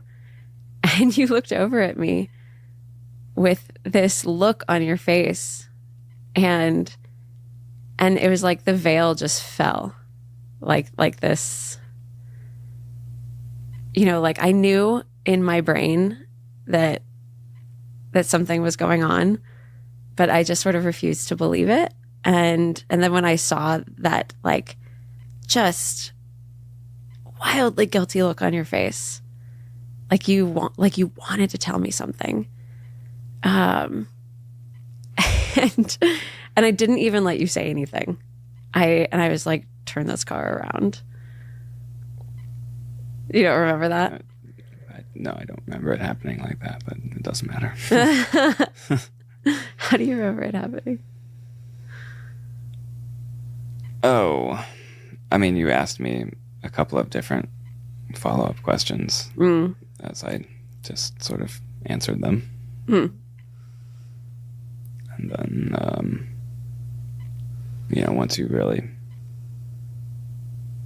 once I, answered it in such a way that you knew exactly who it was and what had happened, then you were like, take me back to the airport. Yeah. That part was very cinematic. If you were trying to be like in a movie.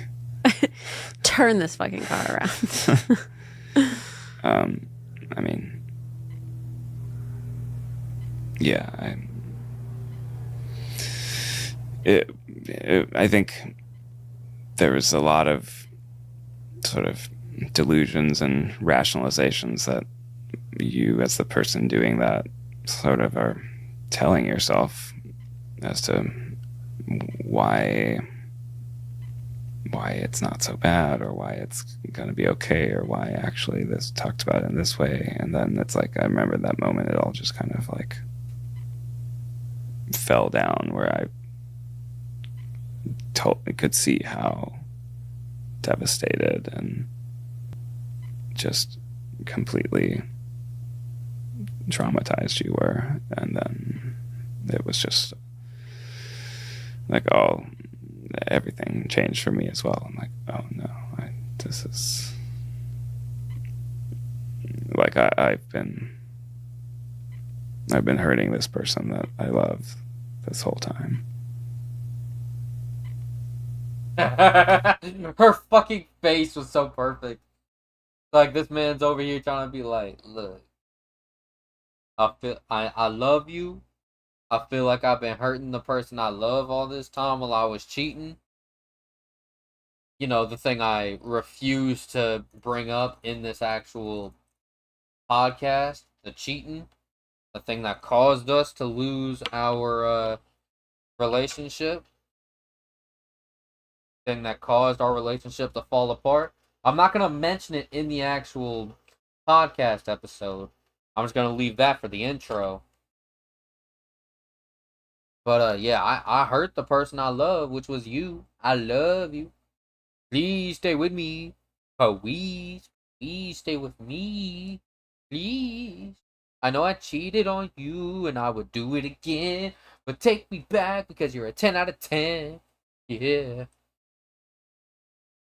Do you like the fact that I just rhymed? Well, please take me back because you're a dime. Yeah. That's gonna be this motherfucker soon, bro. You didn't realize until then. Well, but then there's other things you tell yourself to kind of sort of compartmentalize, or I guess.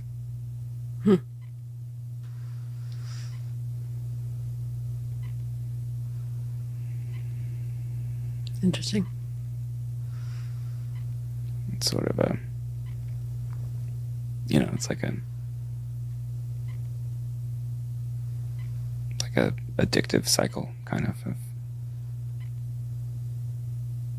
feeling really guilty and ashamed, and then Okay, can we make a rule where people with voices that sound like this cannot be within 30 feet of a fucking microphone? I'm sorry, but if your voice is this cooked, you should not be on a mic. You should not be allowed to have a podcast. You shouldn't be allowed to have a YouTube channel. You shouldn't be able to stream. You shouldn't be able to do none of that. If you can't talk with a normal ass voice, and this is the best voice you could put on for your fucking podcast, you should not be allowed to have a fucking podcast. You know how much this voice he's putting on hurts my fucking ears, dog. Why is he putting on this voice? This voice is one of the most painful sounds to listen to from a man's mouth.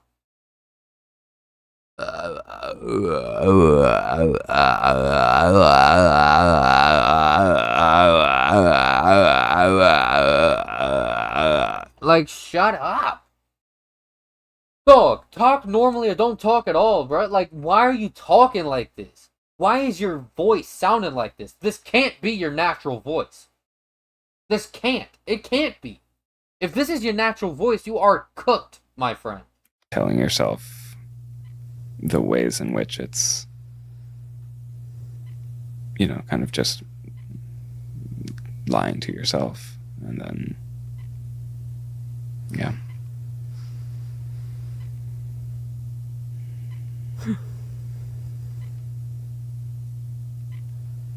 And I did want to tell you, and there was probably a small part of me that was sort of relieved to not be keeping a secret, I guess. Is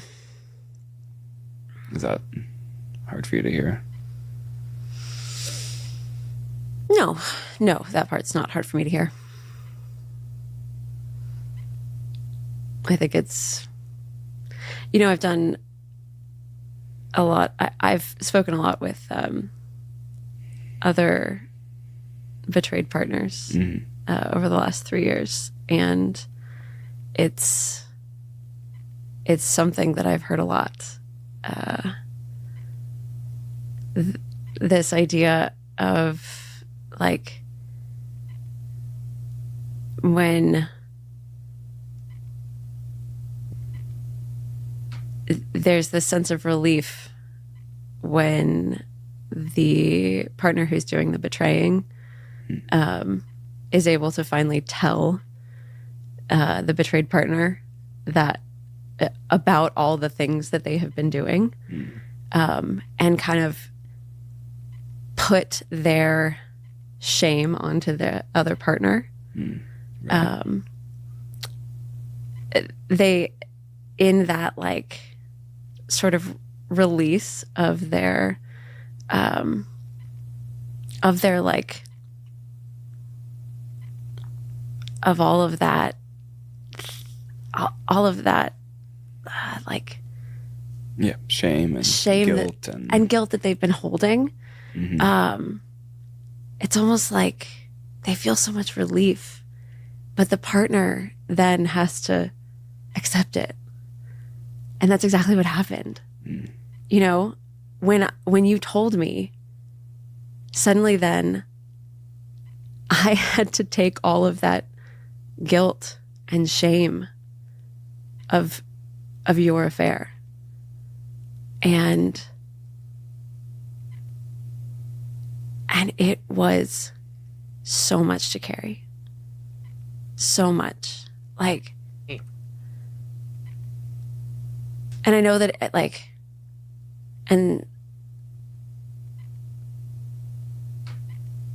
suddenly something that, like, you had, that, and it, like, the wild thing is that this was something that you had done.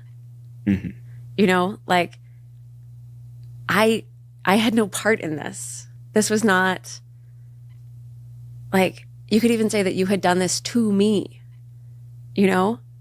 like, I was the victim of this situation. And yet when you told me, I had to, like, accept your guilt and your shame. And in our, like, society where couples are, especially married couples, like, when men have affairs, women are often looked at as, like, well, what did you do wrong? Cap. Like, I was with you up to this point, but, like, If anything, that's the other way around. Every time a man gets cheated on, they look at the man and they're like, what did you do wrong to get her to cheat?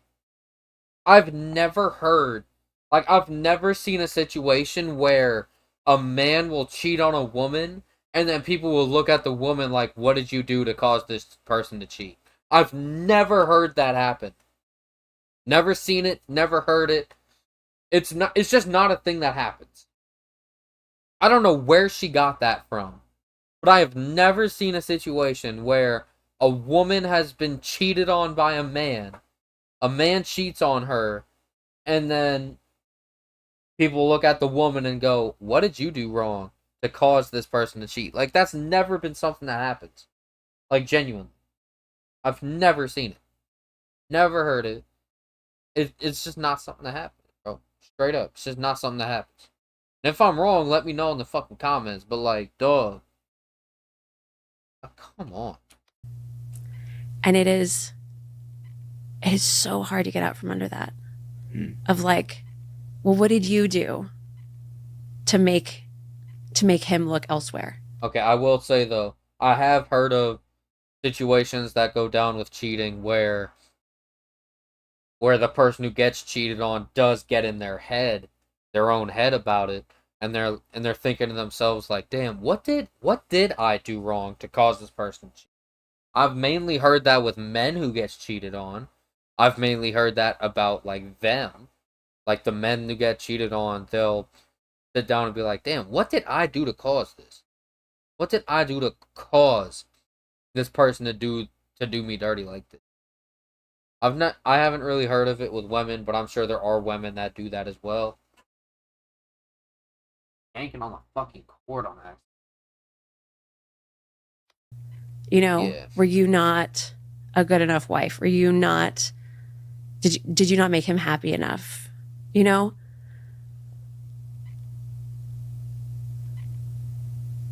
And there's so much shame there.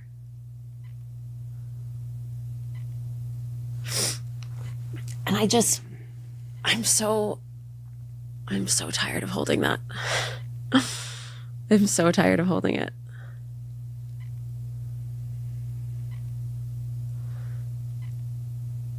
How does it make you feel to hear that? I mean, did it ever occur to you that, like,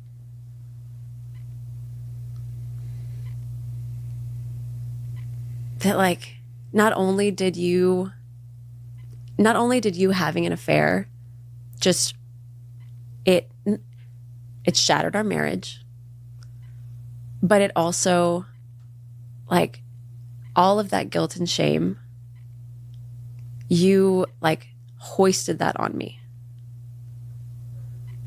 Like, you gave that to me. And now I have to carry that around for the rest of my life. I don't think it's fair that as a society you're put in that position. It's certainly not true. Don't you dare sit here and try to blame society for your fucking actions, dog. The reason why she feels this fucking way is because of a combination of, one, you doing her dirty, and two, you throwing all that shit onto her. I don't agree with her when she says that, like, in society, people will look to try to victim blame women when they get cheated on. Like, I don't agree with her when she says that, but everything else she says, she does have a point with. You feel me? Like, she does have a point when it's like, but it's like, for you to blame society for your actions is crazy, dog. It's like, had you not cheated in the first place, society would not have looked at this situation the way they did. It is your fault and only your fault. But before people try to take this out of context, I'm not talking about the woman. I'm talking about this slimy motherfucker right here. I'm talking about this slimy bastard. How dare you blame society because of your cheating? The consequences that come towards your now former wife, the consequences that are now going her way because of your actions. She did nothing wrong, and now she's dealing with the bullshit. you're put in that position. It's certainly not true. And no, it's not something that I imagined as I was doing that. I think none of it was. It's so funny. He's trying so hard throughout this whole interview to avoid saying what he did. Like listen to what he just said. As I was doing that, I think none of it. He referred to him. If you didn't hear that correctly, this man referred to him cheating on his wife as him doing that. Right? This man has tried every way possible throughout the actual podcast episode. He has tried every way possible to avoid actually speaking about what he actually did. He's tried his best to avoid saying what he actually did. I'm surprised he didn't go through afterwards and cut out all the parts or censor all the parts where she labeled it as him cheating or him betraying or him having an affair. Just so he can make himself look better. Because this is all that this is. It's him trying to go on a bit of an apology tour, him trying to fix his brand, and him trying to profit off it. That's the whole reason why he's doing this. And that's the whole reason why he's doing it for his own fucking channel and not for something else. Was if you really let it sink in just how much you're hurting your partner. And okay, also, this is really bothering me. The fact that you have good enough equipment for this studio to... Also, is that the TMG studio? Is that the old Tiny Meat Gang studio? That looks so similar to the Tiny Meat Gang studio. The bookshelf, the plant, the color, the walls. It looks like the fucking Tiny Meat Gang studio for their podcast. Hold on. Let's see if my thing can work long enough for me to actually find this. Tiny Meat Gang. This is going to be a great... Hold on. I just look up TMG Podcast Studio.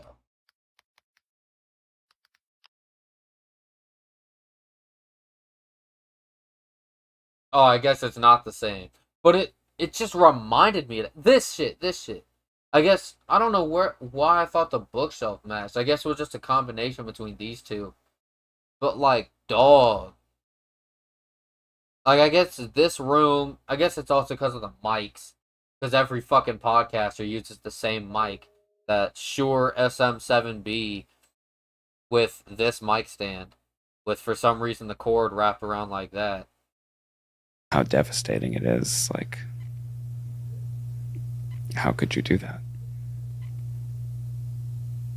It's still very difficult now, even 3 years later, to see you in pain as you're talking about that. And I guess there's nothing I can do to change the past or to help. It's kind of weird to think about it now, because I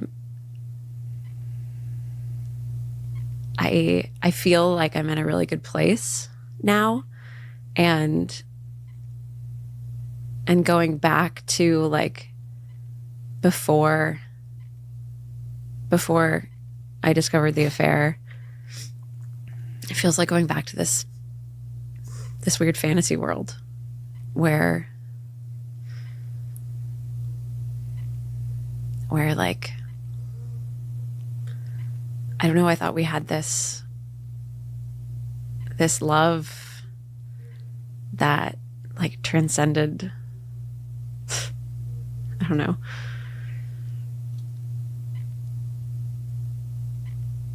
But it was a fantasy. It was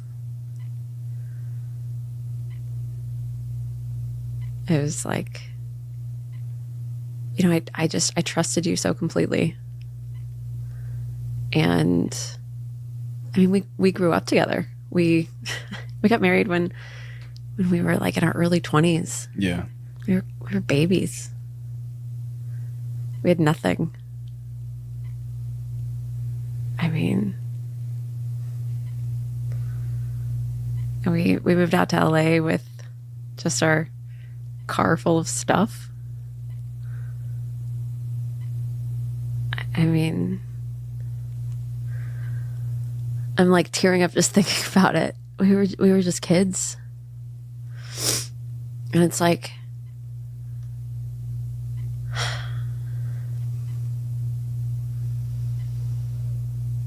it really was a fantasy. And I just think, how could you do that to me? Like, who are you?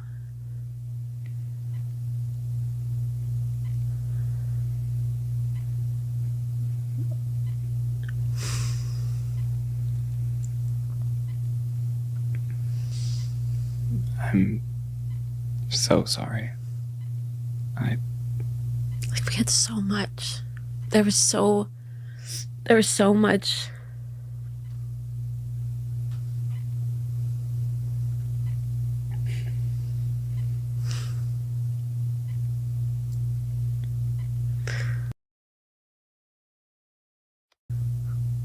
We had so much life left. Oh, that's not from my background. Okay, because I have an AC unit behind me. I turned off the, like, I set settings on my shit to make sure that didn't get picked up. I was just checking whether or not it was the AC unit behind me or some audio effect in here. Listen to the background. What is that sound, dog? What is that sound? Like, you hear that vibration in the background? Dog, not only do you have that fucking bomb beeping in the background, but now you got fucking going on too? Like, are you kidding me? Dog. We still have so much life left. I don't know why I'm crying. Bruh. Like, you got her crying on set, dog. You got her crying on set because it's something you did. And now you just sitting there watching it happen. You goofy as a mug. Ah. I ain't gonna lie, this shit mad goofy, bro. She's over here crying because she got cheated on. Which is it's a justified reaction, I ain't gonna hold you. That's a justified reaction. Meanwhile, you got old Weasley boy over here just watching it. I think it's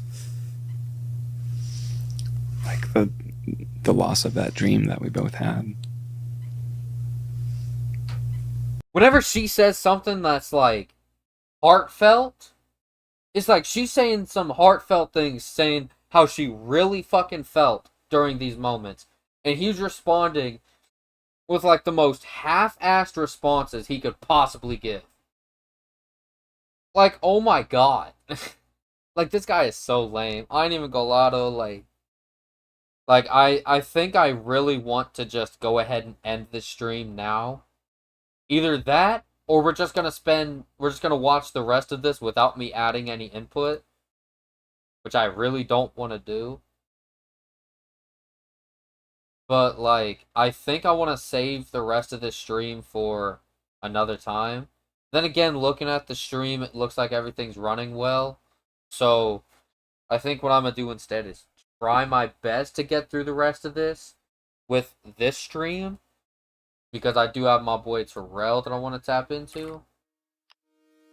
Hold on, let me pull up stream real quick. We'll pull up Twitch, I mean. Then, right here. My boy is still live. Let me knock on his shit. Oh, word? Who is this?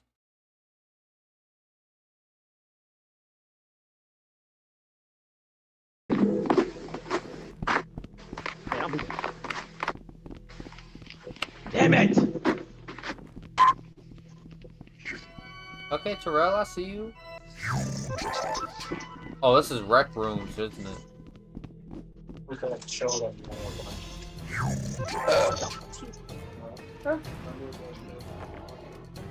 This ain't getting me. What's up, Fake? This ain't getting me.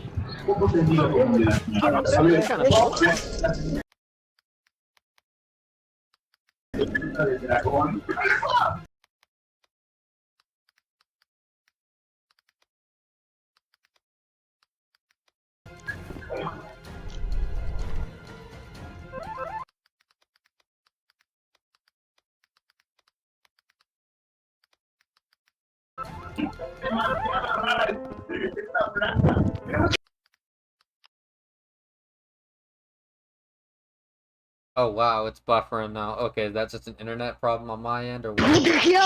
Jesus. I know, yeah, they all somebody. Yeah, I'm not.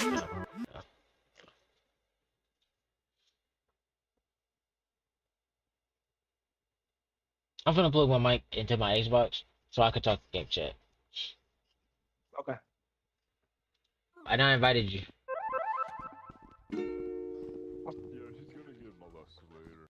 Oh, did he reject my knock request? Chillin', feet.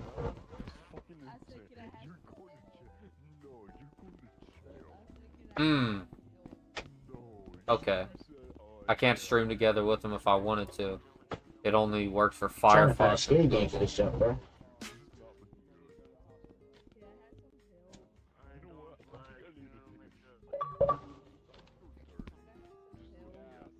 Hello?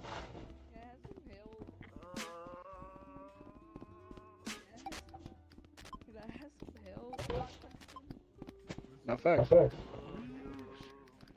Hold on. Allahu Akbar. Okay. Hello? Okay. I'm No, doing it. this. Right, Mike.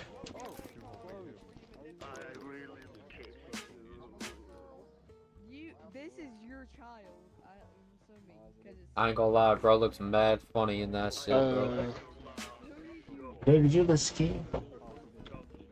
Oh. Because now you're starting to complain before you were loving it, right? Go fuck Big Dave even talked to him.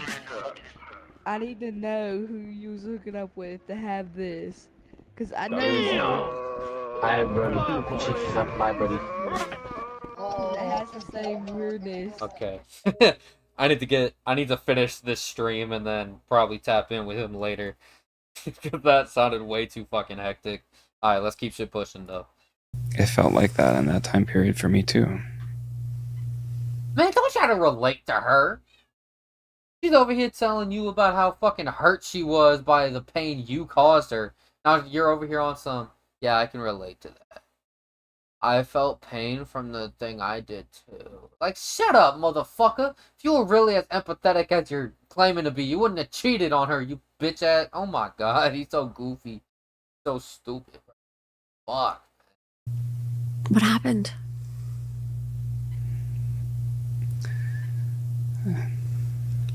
Well, the dream started to break apart for me, and then rather than being able to talk about it or to confront those feelings, I wanted to. I guess I was too afraid to say how I was actually feeling, and Yeah, I will say though, like that does track. He's saying he's too afraid to say how he was feeling to actually talk to his wife. So he thought the better idea was to cheat. You know, I've always felt like cheating on your significant other always represents, like, if you're willing to do that for no reason, I've always felt like that just represents weak behavior. Like that is weak. That shows weak character on your behalf. Like if you're willing to cheat on your significant other for no reason. Like it would be one thing if your partner cheated on you, so you were just like, okay, fuck it, let me cheat on you back type shit. But like, nah, this woman did nothing wrong. She was just a loyal, loving wife that also helped take care of the kids. And then this motherfucker just, I guess, felt like it wasn't enough. Felt like he needed more. Like, why? You greedy bastard. How about you leave some pussy for the rest of us, alright?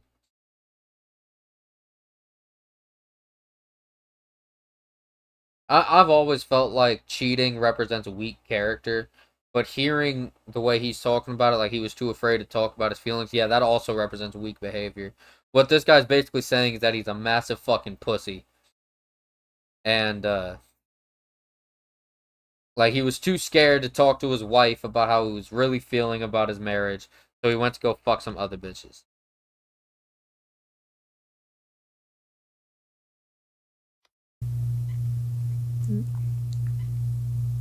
It seemed, I don't know. I chose to deal with it and deal with like feelings that I was experiencing in a way that was really self-destructive and hurtful to you. Mm-hmm. And it wasn't like anything you did or like we had a bad marriage. It was about me and choices that I made and just actions that I took that I'll always regret. I'll always regret how much pain I caused you and other people. You know? And I'm deeply, deeply sorry. And I'll spend my whole rest of my life trying to make amends to you and to, you know, show up differently, to lead a life of integrity and to be a father that our children can learn from. Because you did nothing to deserve this, and I completely, suddenly, violently shattered our marriage, our relationship, and like everything you knew, and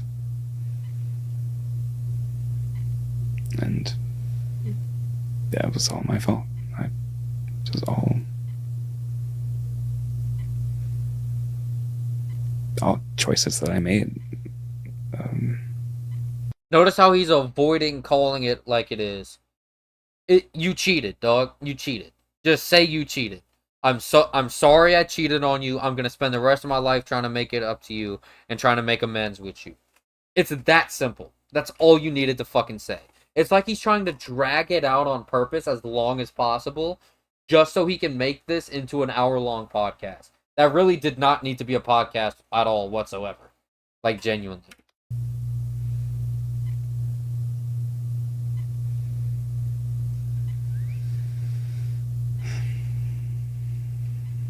So where do we go from here?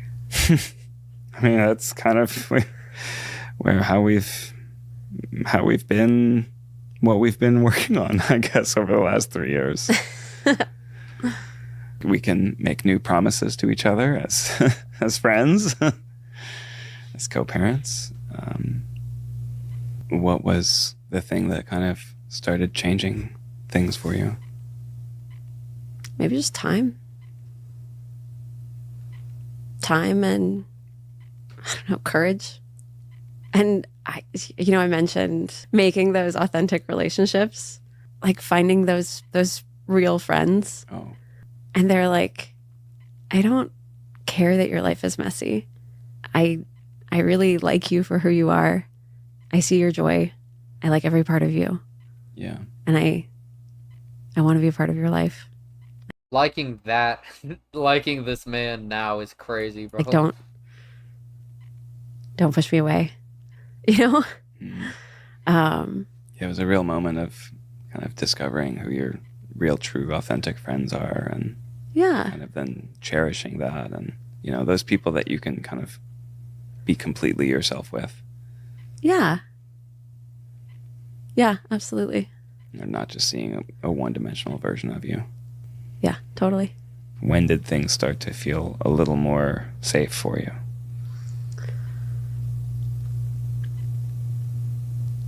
I think as I just got more comfortable talking to people about about like what happened, and they just seem to not care. Yeah.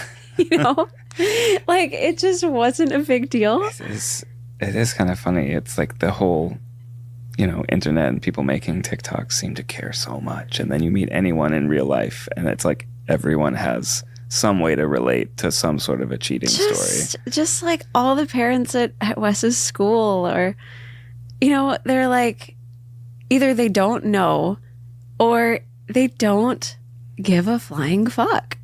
They're like, yeah. Yeah, that's kind of the thing with being on the internet.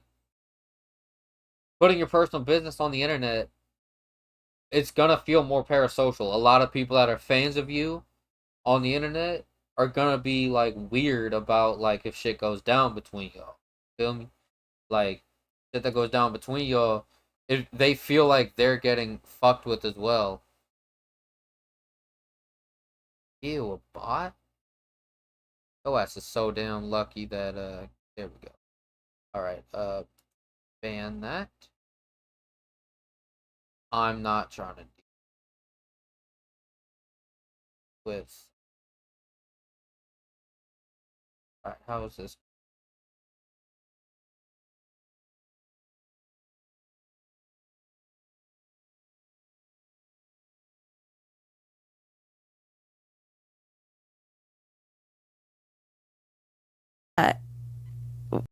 But like, what was I saying? Oh yeah, being in a parasocial relationship does kind of put you in that kind of position where like as soon as something goes bad in your relationship, people on the internet are gonna care, but people in real life are not gonna care as much. That's kind of just the effects of being a public figure. People on the internet are gonna at least pretend to give a shit on the internet, but people off the internet aren't gonna care. Who cares? They're like, it's one of many scandals. Like, also, it was 3 years ago. Like, get over yourself. Yeah. Like that's kind of how I feel. They're like, they're sort of like, right, because when you're in that school cares? environment, like there's a bunch of different types of families and parents, and some people are together, some people aren't, and I'm sure every marriage or relationship has a story as to how it breaks down. Like, it just gives you so much perspective. Yeah. It gives you so much perspective to just be in a group of people where nobody cares. Yeah. And it gives you, honestly, I think that is what gives me the courage to just be like, you know what? It's okay. Right. I'm gonna be okay. I'm gonna be okay. Like I can live in a world where this has happened and people know, and also we've moved on. Right. Like I can go on dates and not have people be whispering about me. I don't know. I just imagine a world where I can just be myself and not have this thing following me around.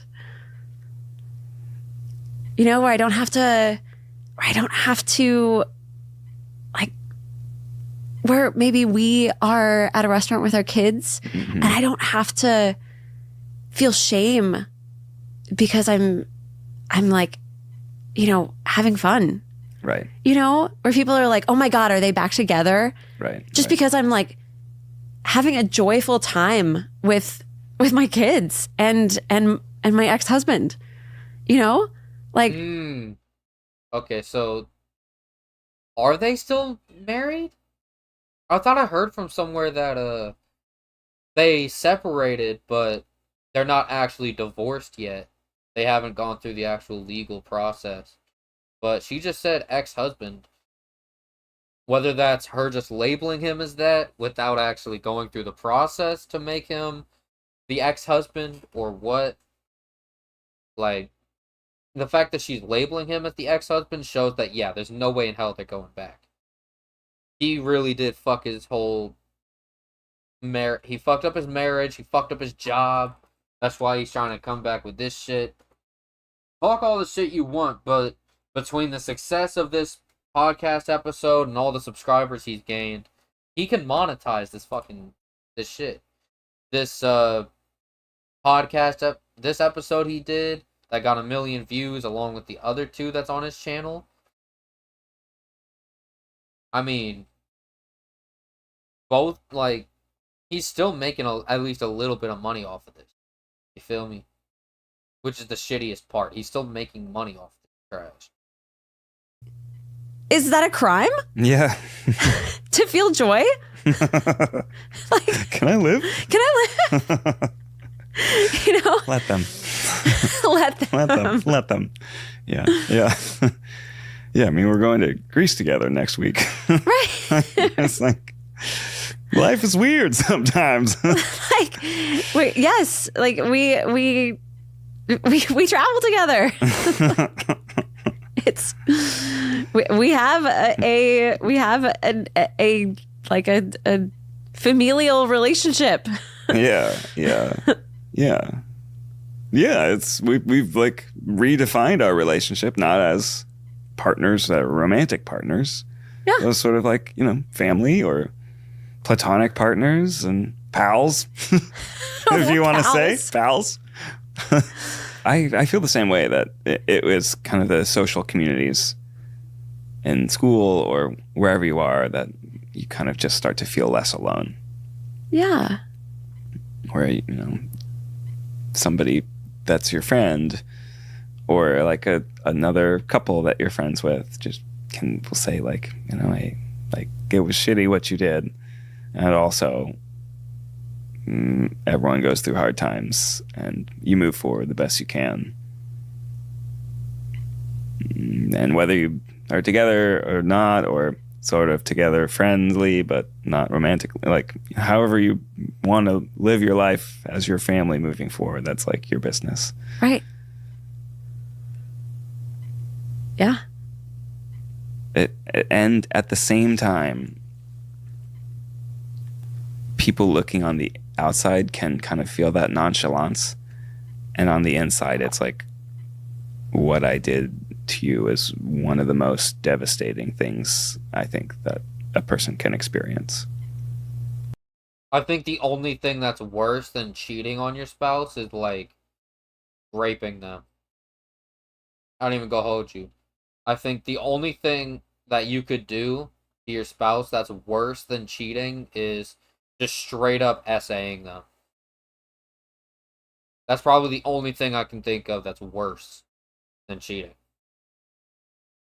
Just putting that out there. Like, I understand why, broadly speaking, these like scandals Or killing them. Or killing them. That's a good shout as well. are such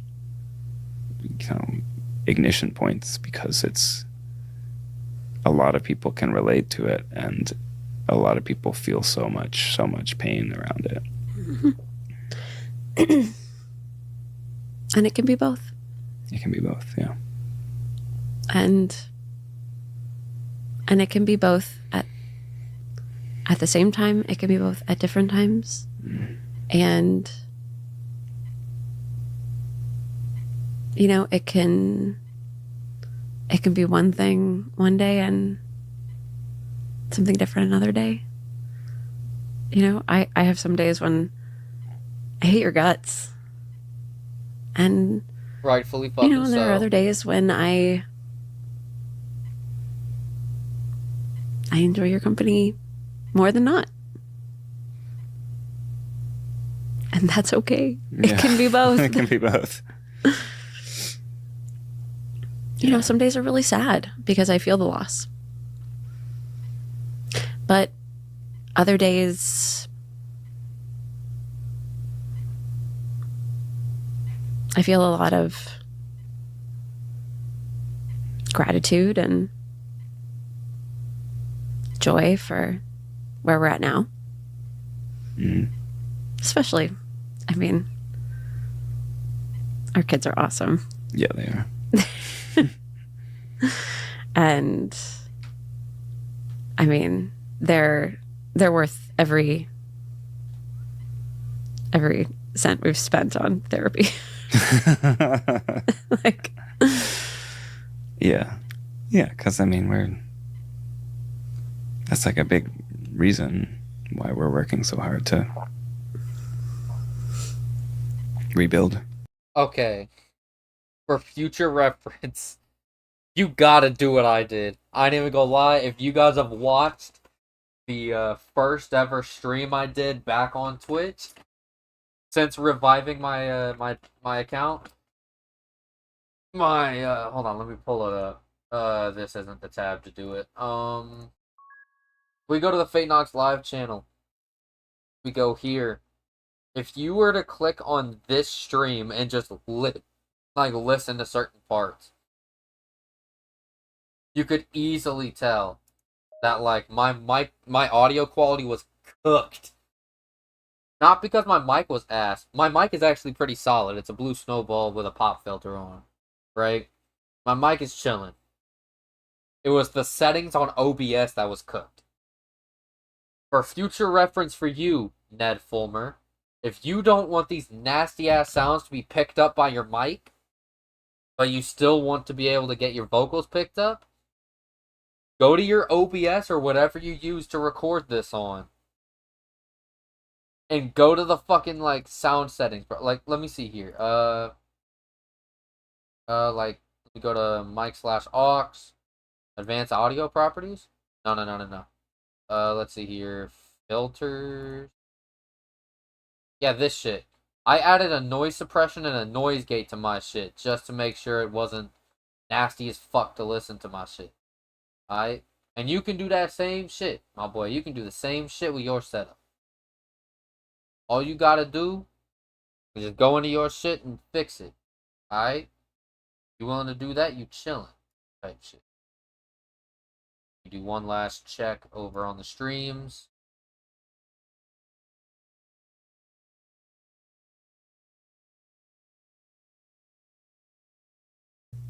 I don't even know if I would call it rebuilding. I think we're building something new. Yeah, for sure. I think you have to view it like that. The past is no longer. Oh, burn that shit to the ground. I'm kidding. My wife. Yes, it's very strange living and having a marriage while also having that be so like public facing. Did you ever feel that there was these like layers of like the public facing you versus the real you? Yes, and that was always a struggle for me because I felt like I wanted the two to be the same. You know, I always wanted to be one whole person. And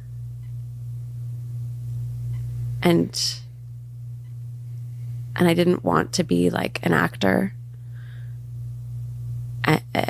on camera and then another person in my real life. You know, and that's the funny thing about like being a YouTuber or being an influencer is people expect you to be one person in your real life and on the internet. And then when you're not, then it's like, well, you're lying, you know? But I don't know. What do you think? Well, it's ironic because at the same time, I think what the internet wants from you is to be a one-dimensional character. How so? Well, if you, I think, there's if you make TikToks as like a certain persona or doing a certain joke, if you deviate from that joke, oftentimes your like engagement will plummet. Like people kind of want to like just see, it's like, oh, it's like you're a stereotype. You're kind of like that person, and I guess I noticed that in my own work. It's like the things that consistently drew people in were adorable family posts or talking about my wife, and then producers lean into that and like craft situations for me. And I don't know, over time I felt super pigeonholed and just like I had to fulfill this one like quadrant in a foursome to just be this like, kind of caricature. You were like put in a box. I think it's very hard to like be a full person with nuance on the internet. There's always sort of a performance layer. So what are you going to do now that you're back on the internet? It's a great question. I, for a long time, didn't want to return to the internet because I didn't see a way of. I didn't want to be myself. I didn't want to make anything. I didn't feel creative. And as time has moved on, Yeah, he didn't feel creative. That makes sense, actually, when you think about it. This man created a fucking podcast when he came back. One of the most uncreative things that he could have possibly done. Makes sense. have a desire to create and to tell stories, but I don't really want it to be about myself as a character or myself or my relationship or my personal life. I've always been drawn to things that make people curious and finding ways of connecting people with their interests. And so I came up with I don't know, I see myself more as like a host and more as just a vehicle for other people's stories. And I don't know, maybe I can, because of what I've gone through and my past, like connect with people and empathize with people. What? I don't know. I'm just, you think you're interesting enough? No, I don't. You think other people? I think other people would be interesting, and then that's regardless of whether I think I'm interested. I don't want to talk about my personal life or my family. Like I want to keep our children out. Don't want to talk about your personal life or your family, but you decided to start a podcast where the first episode of it, you're talking with your now ex-wife about your personal life and your family. Okay. Yeah, it makes sense. Out of the spotlight. I want to keep our dating lives private. Like it's not a good idea for my mental health at least, but I think also in general, to sort of make your whole life your brand. I want to make stuff that helps people learn things, make stuff that helps people like empathize with others. And the idea behind the podcast is to tell stories of other people's challenging times and how they overcame them. Because if there's one thing I noticed is that people really seem to care about the train wreck that I caused.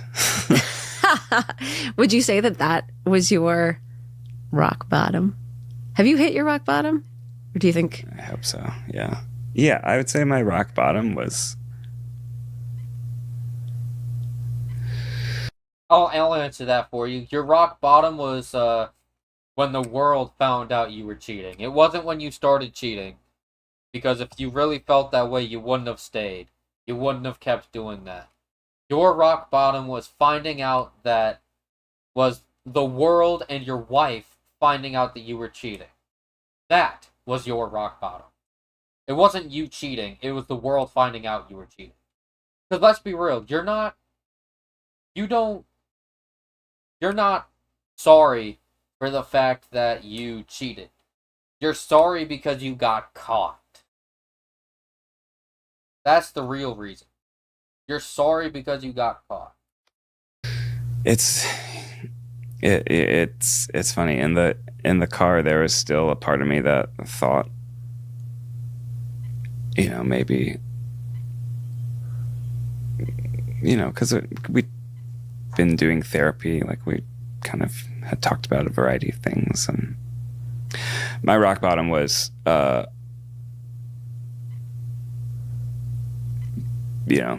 in a. He's trying to find a way to word it where he doesn't sound like a fucking asshole. And unfortunately, with the situation you put yourself in here, you're not going to find a way to word this without sounding like an asshole. You either need to just say it while not trying to... You either need to say what you need to say without trying to sugarcoat it, or you need to give up on saying it altogether. I think the moment for me is you like sent me a text that night that was like, I don't think we can get past this. And it's just sort of like my whole world crashed. I was like... Yeah, your whole world crashed when your wife found out you cheated. Did you not know that, did you not even think it was a possibility that when your wife finds out that you're going to cheat? Because that's the thing about cheating. If you're cheating on somebody, especially someone you're married to, they're going to find out. Eventually, they will find out. It doesn't matter how long it will take. They will eventually find out you cheated.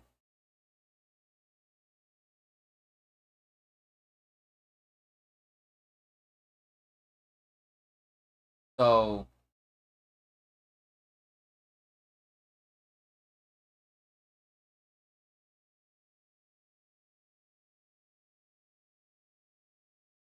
they will eventually find out you cheated. So, the fact that you willingly cheated, you went back to the person you cheated with, and then you're saying your whole world came crashing down when your wife found out you cheated? That's not the words of someone who's actually sorry about what they did. Sorry to tell you. But that's just somebody who's upset about the fact they got caught doing something nasty. Sorry to say. Oh. Right. So what I did wasn't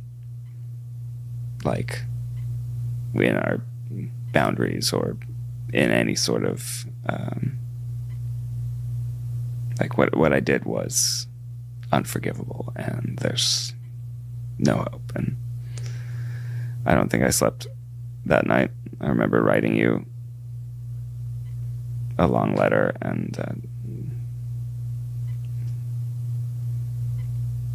it was ironic.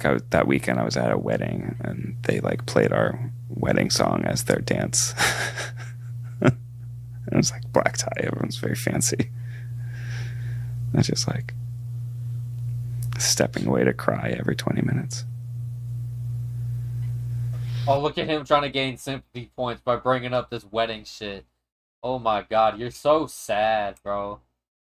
You're so sad. They played our wedding song, and I had to step away to cry every 20 minutes. It's bro, you caused this damage. Don't sit here and try to get sympathy points over a situation you caused. You fucked up your own You fucked up your own wife's mental health. You fucked up your own family. And you fucked up your own brand because of a decision you made. Nobody else made it for you. It would be one thing if that coworker of yours that you cheated with, it would be one thing if she SA'd you. But she didn't. You willingly had sex with her several times. And you're only upset because you got caught. That's the truth.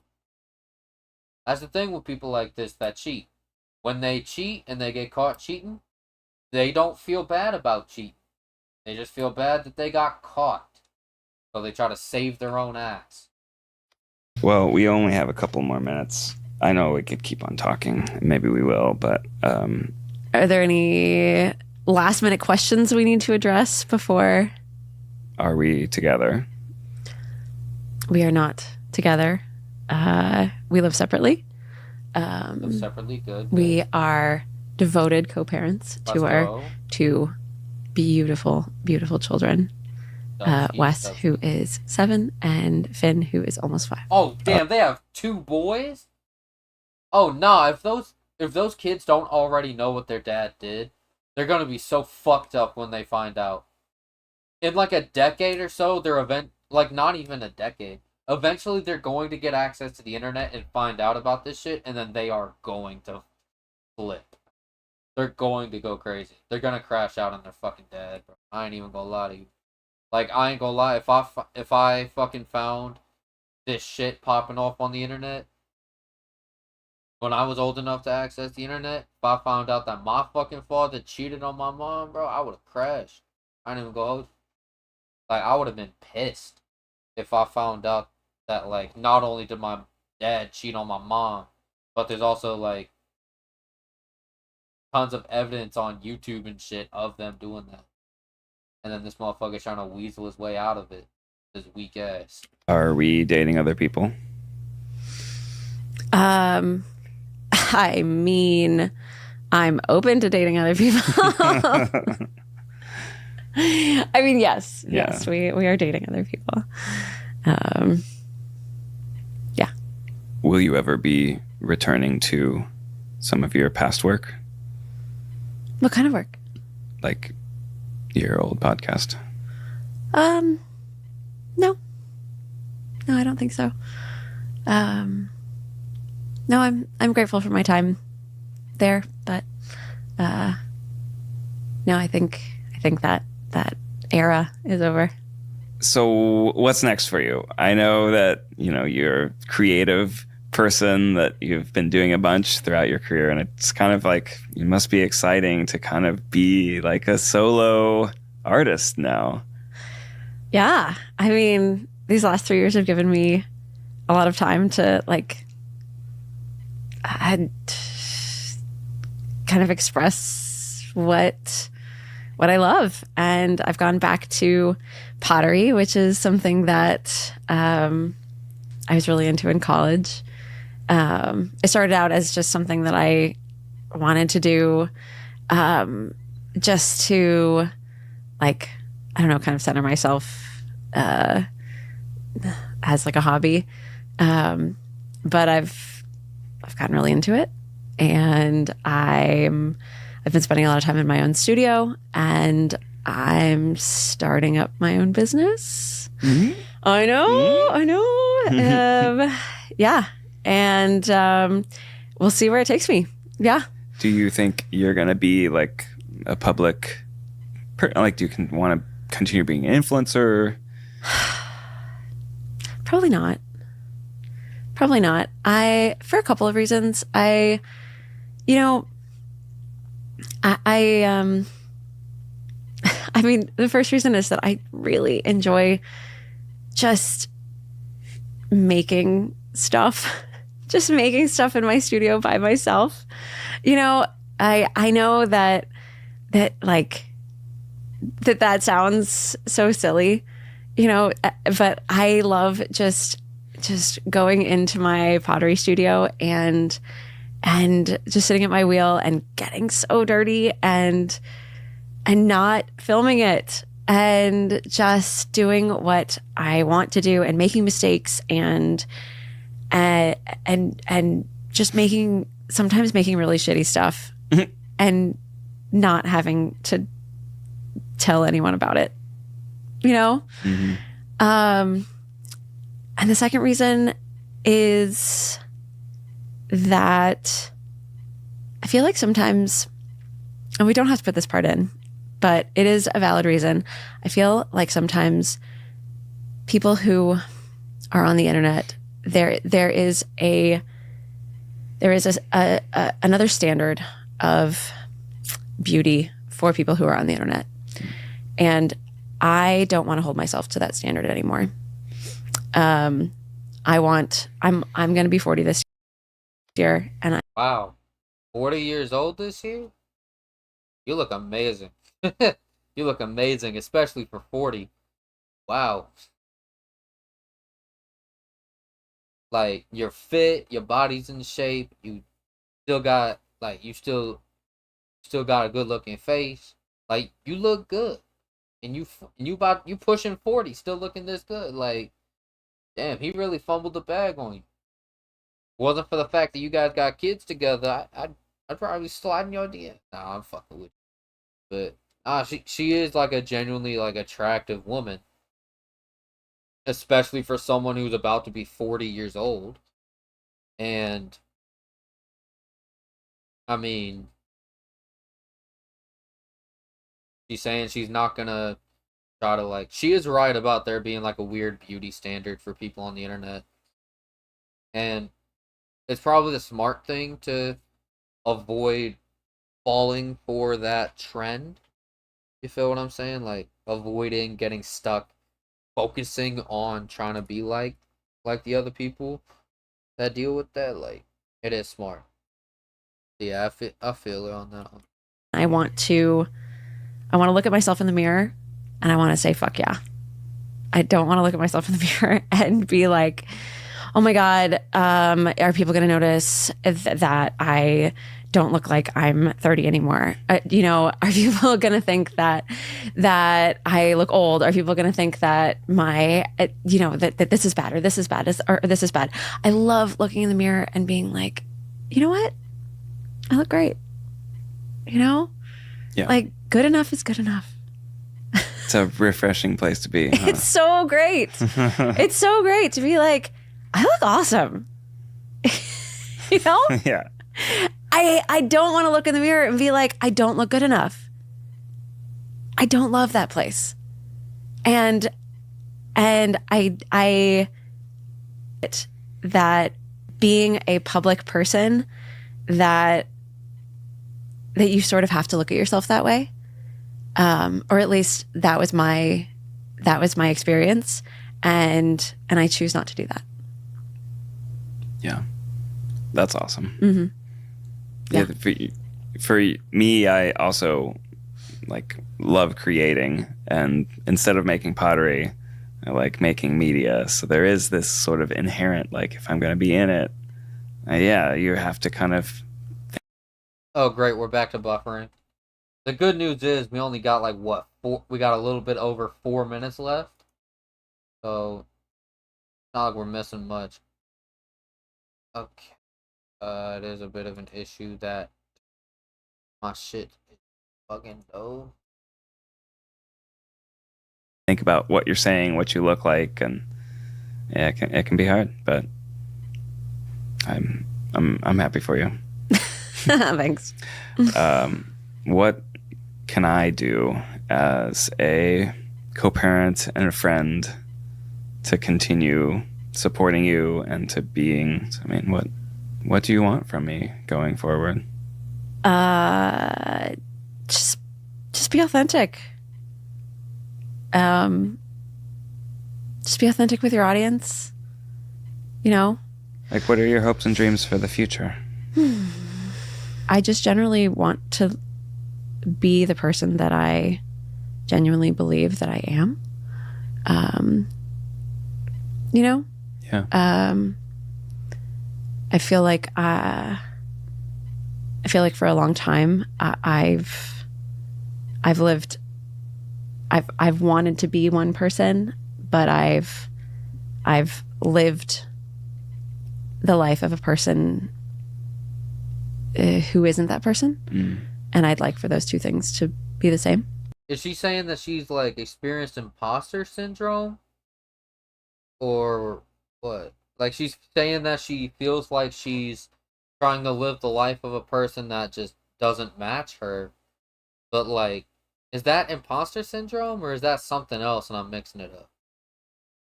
I don't know. It does kind of sound like she's tripping. I ain't gonna lie. I don't really know how to word that, but it does sound like she's going through a little bit of a mental situation purely because of this dude and the pain that this dude caused her. which is kind of nasty in my opinion. But yeah. Same. Yeah. And What do you hope for the two of us? I just want each of us to grow in the way that makes each of us happy. You know? Mm-hmm. I want you to be who you are, and I want me to be who I am. Mm-hmm. And I want for you to feel like you can be who you are, and I want you to feel like you can do that without judgment. Mm. And I want the same for myself. Yeah, I feel the same way. I think that by kind of moving forward more as individuals, we'll each be able to kind of be the best version of ourselves and to kind of discover maybe parts of ourselves that are less to the forefront when you're like really in a relationship. But that's for us as individuals, but for us, as co-parents, I hope that we raise boys of honesty and integrity. Yeah, me too. I hope you raise kids that make better decisions than you do. That's really what we gotta hope for the most out of the future generations, that they make better decisions than we did. I mean, I really hope that your sons grow up to be loyal and good men in the future, and they don't end up growing up to be cheating bastards like you do, like you did. That's all I'm gonna say. Happy and feel loved, and I hope that we're a team who tells each other what's on our mind, even if it's not always hard to say or easy to hear.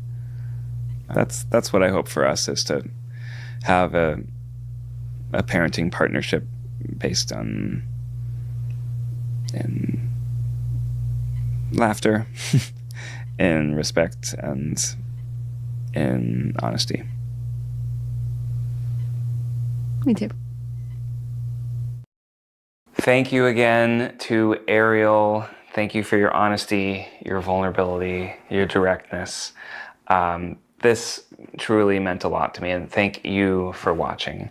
Why couldn't he talk like this during the podcast? Or even during the intro? Like, why couldn't he talk like this? Next week, I'm excited to not be the subject of the episode. I'll be having a conversation with Lara Love Harden. She is a mother who... Oh, so that's how he's setting this up? It's going to be like a weekly thing? That explains why there's only 3 videos. overcame a battle with heroin addiction. Damn. And eventually was a Oprah book club bestseller. So it's full of insightful and human drama, and you're not going to want to miss it. So see you next week, and take care. Well, best believe I'm not watching the other fucking podcast episodes. That was a pain in the ass to go through. I don't even go hold you. Like, I'm not even gonna shout that shit out. I'm gonna be real, like, my bad for the lack of commentary within the last, like, 10-20 minutes of that. There was just nothing that I could think of to add. That shit was just so damn boring. There just wasn't anything I could think of. Say hi to the kitty. Say hi to Shadow. Yeah. First Shadow came.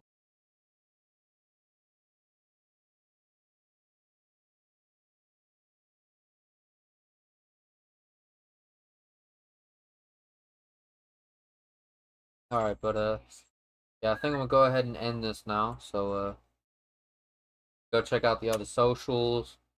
I'm gonna try to end this as quick as possible. Make sure everything's all sorted out. I'm gonna go check on my boy Terrell. Speaking of which, my boy Terrell is doing a little streaming series where he's doing 30 different scary games within 30 days during this month. So if you want to go check it out, he's doing today he's doing Rec Room games. I'm gonna see if I can join in on them once this stream is over with. Now I'm gonna go from there. And yeah, other than that, go check out my socials. And I'm gonna finish up with the stream now, so go check out my stuff, and I'll see you guys next time. Bye.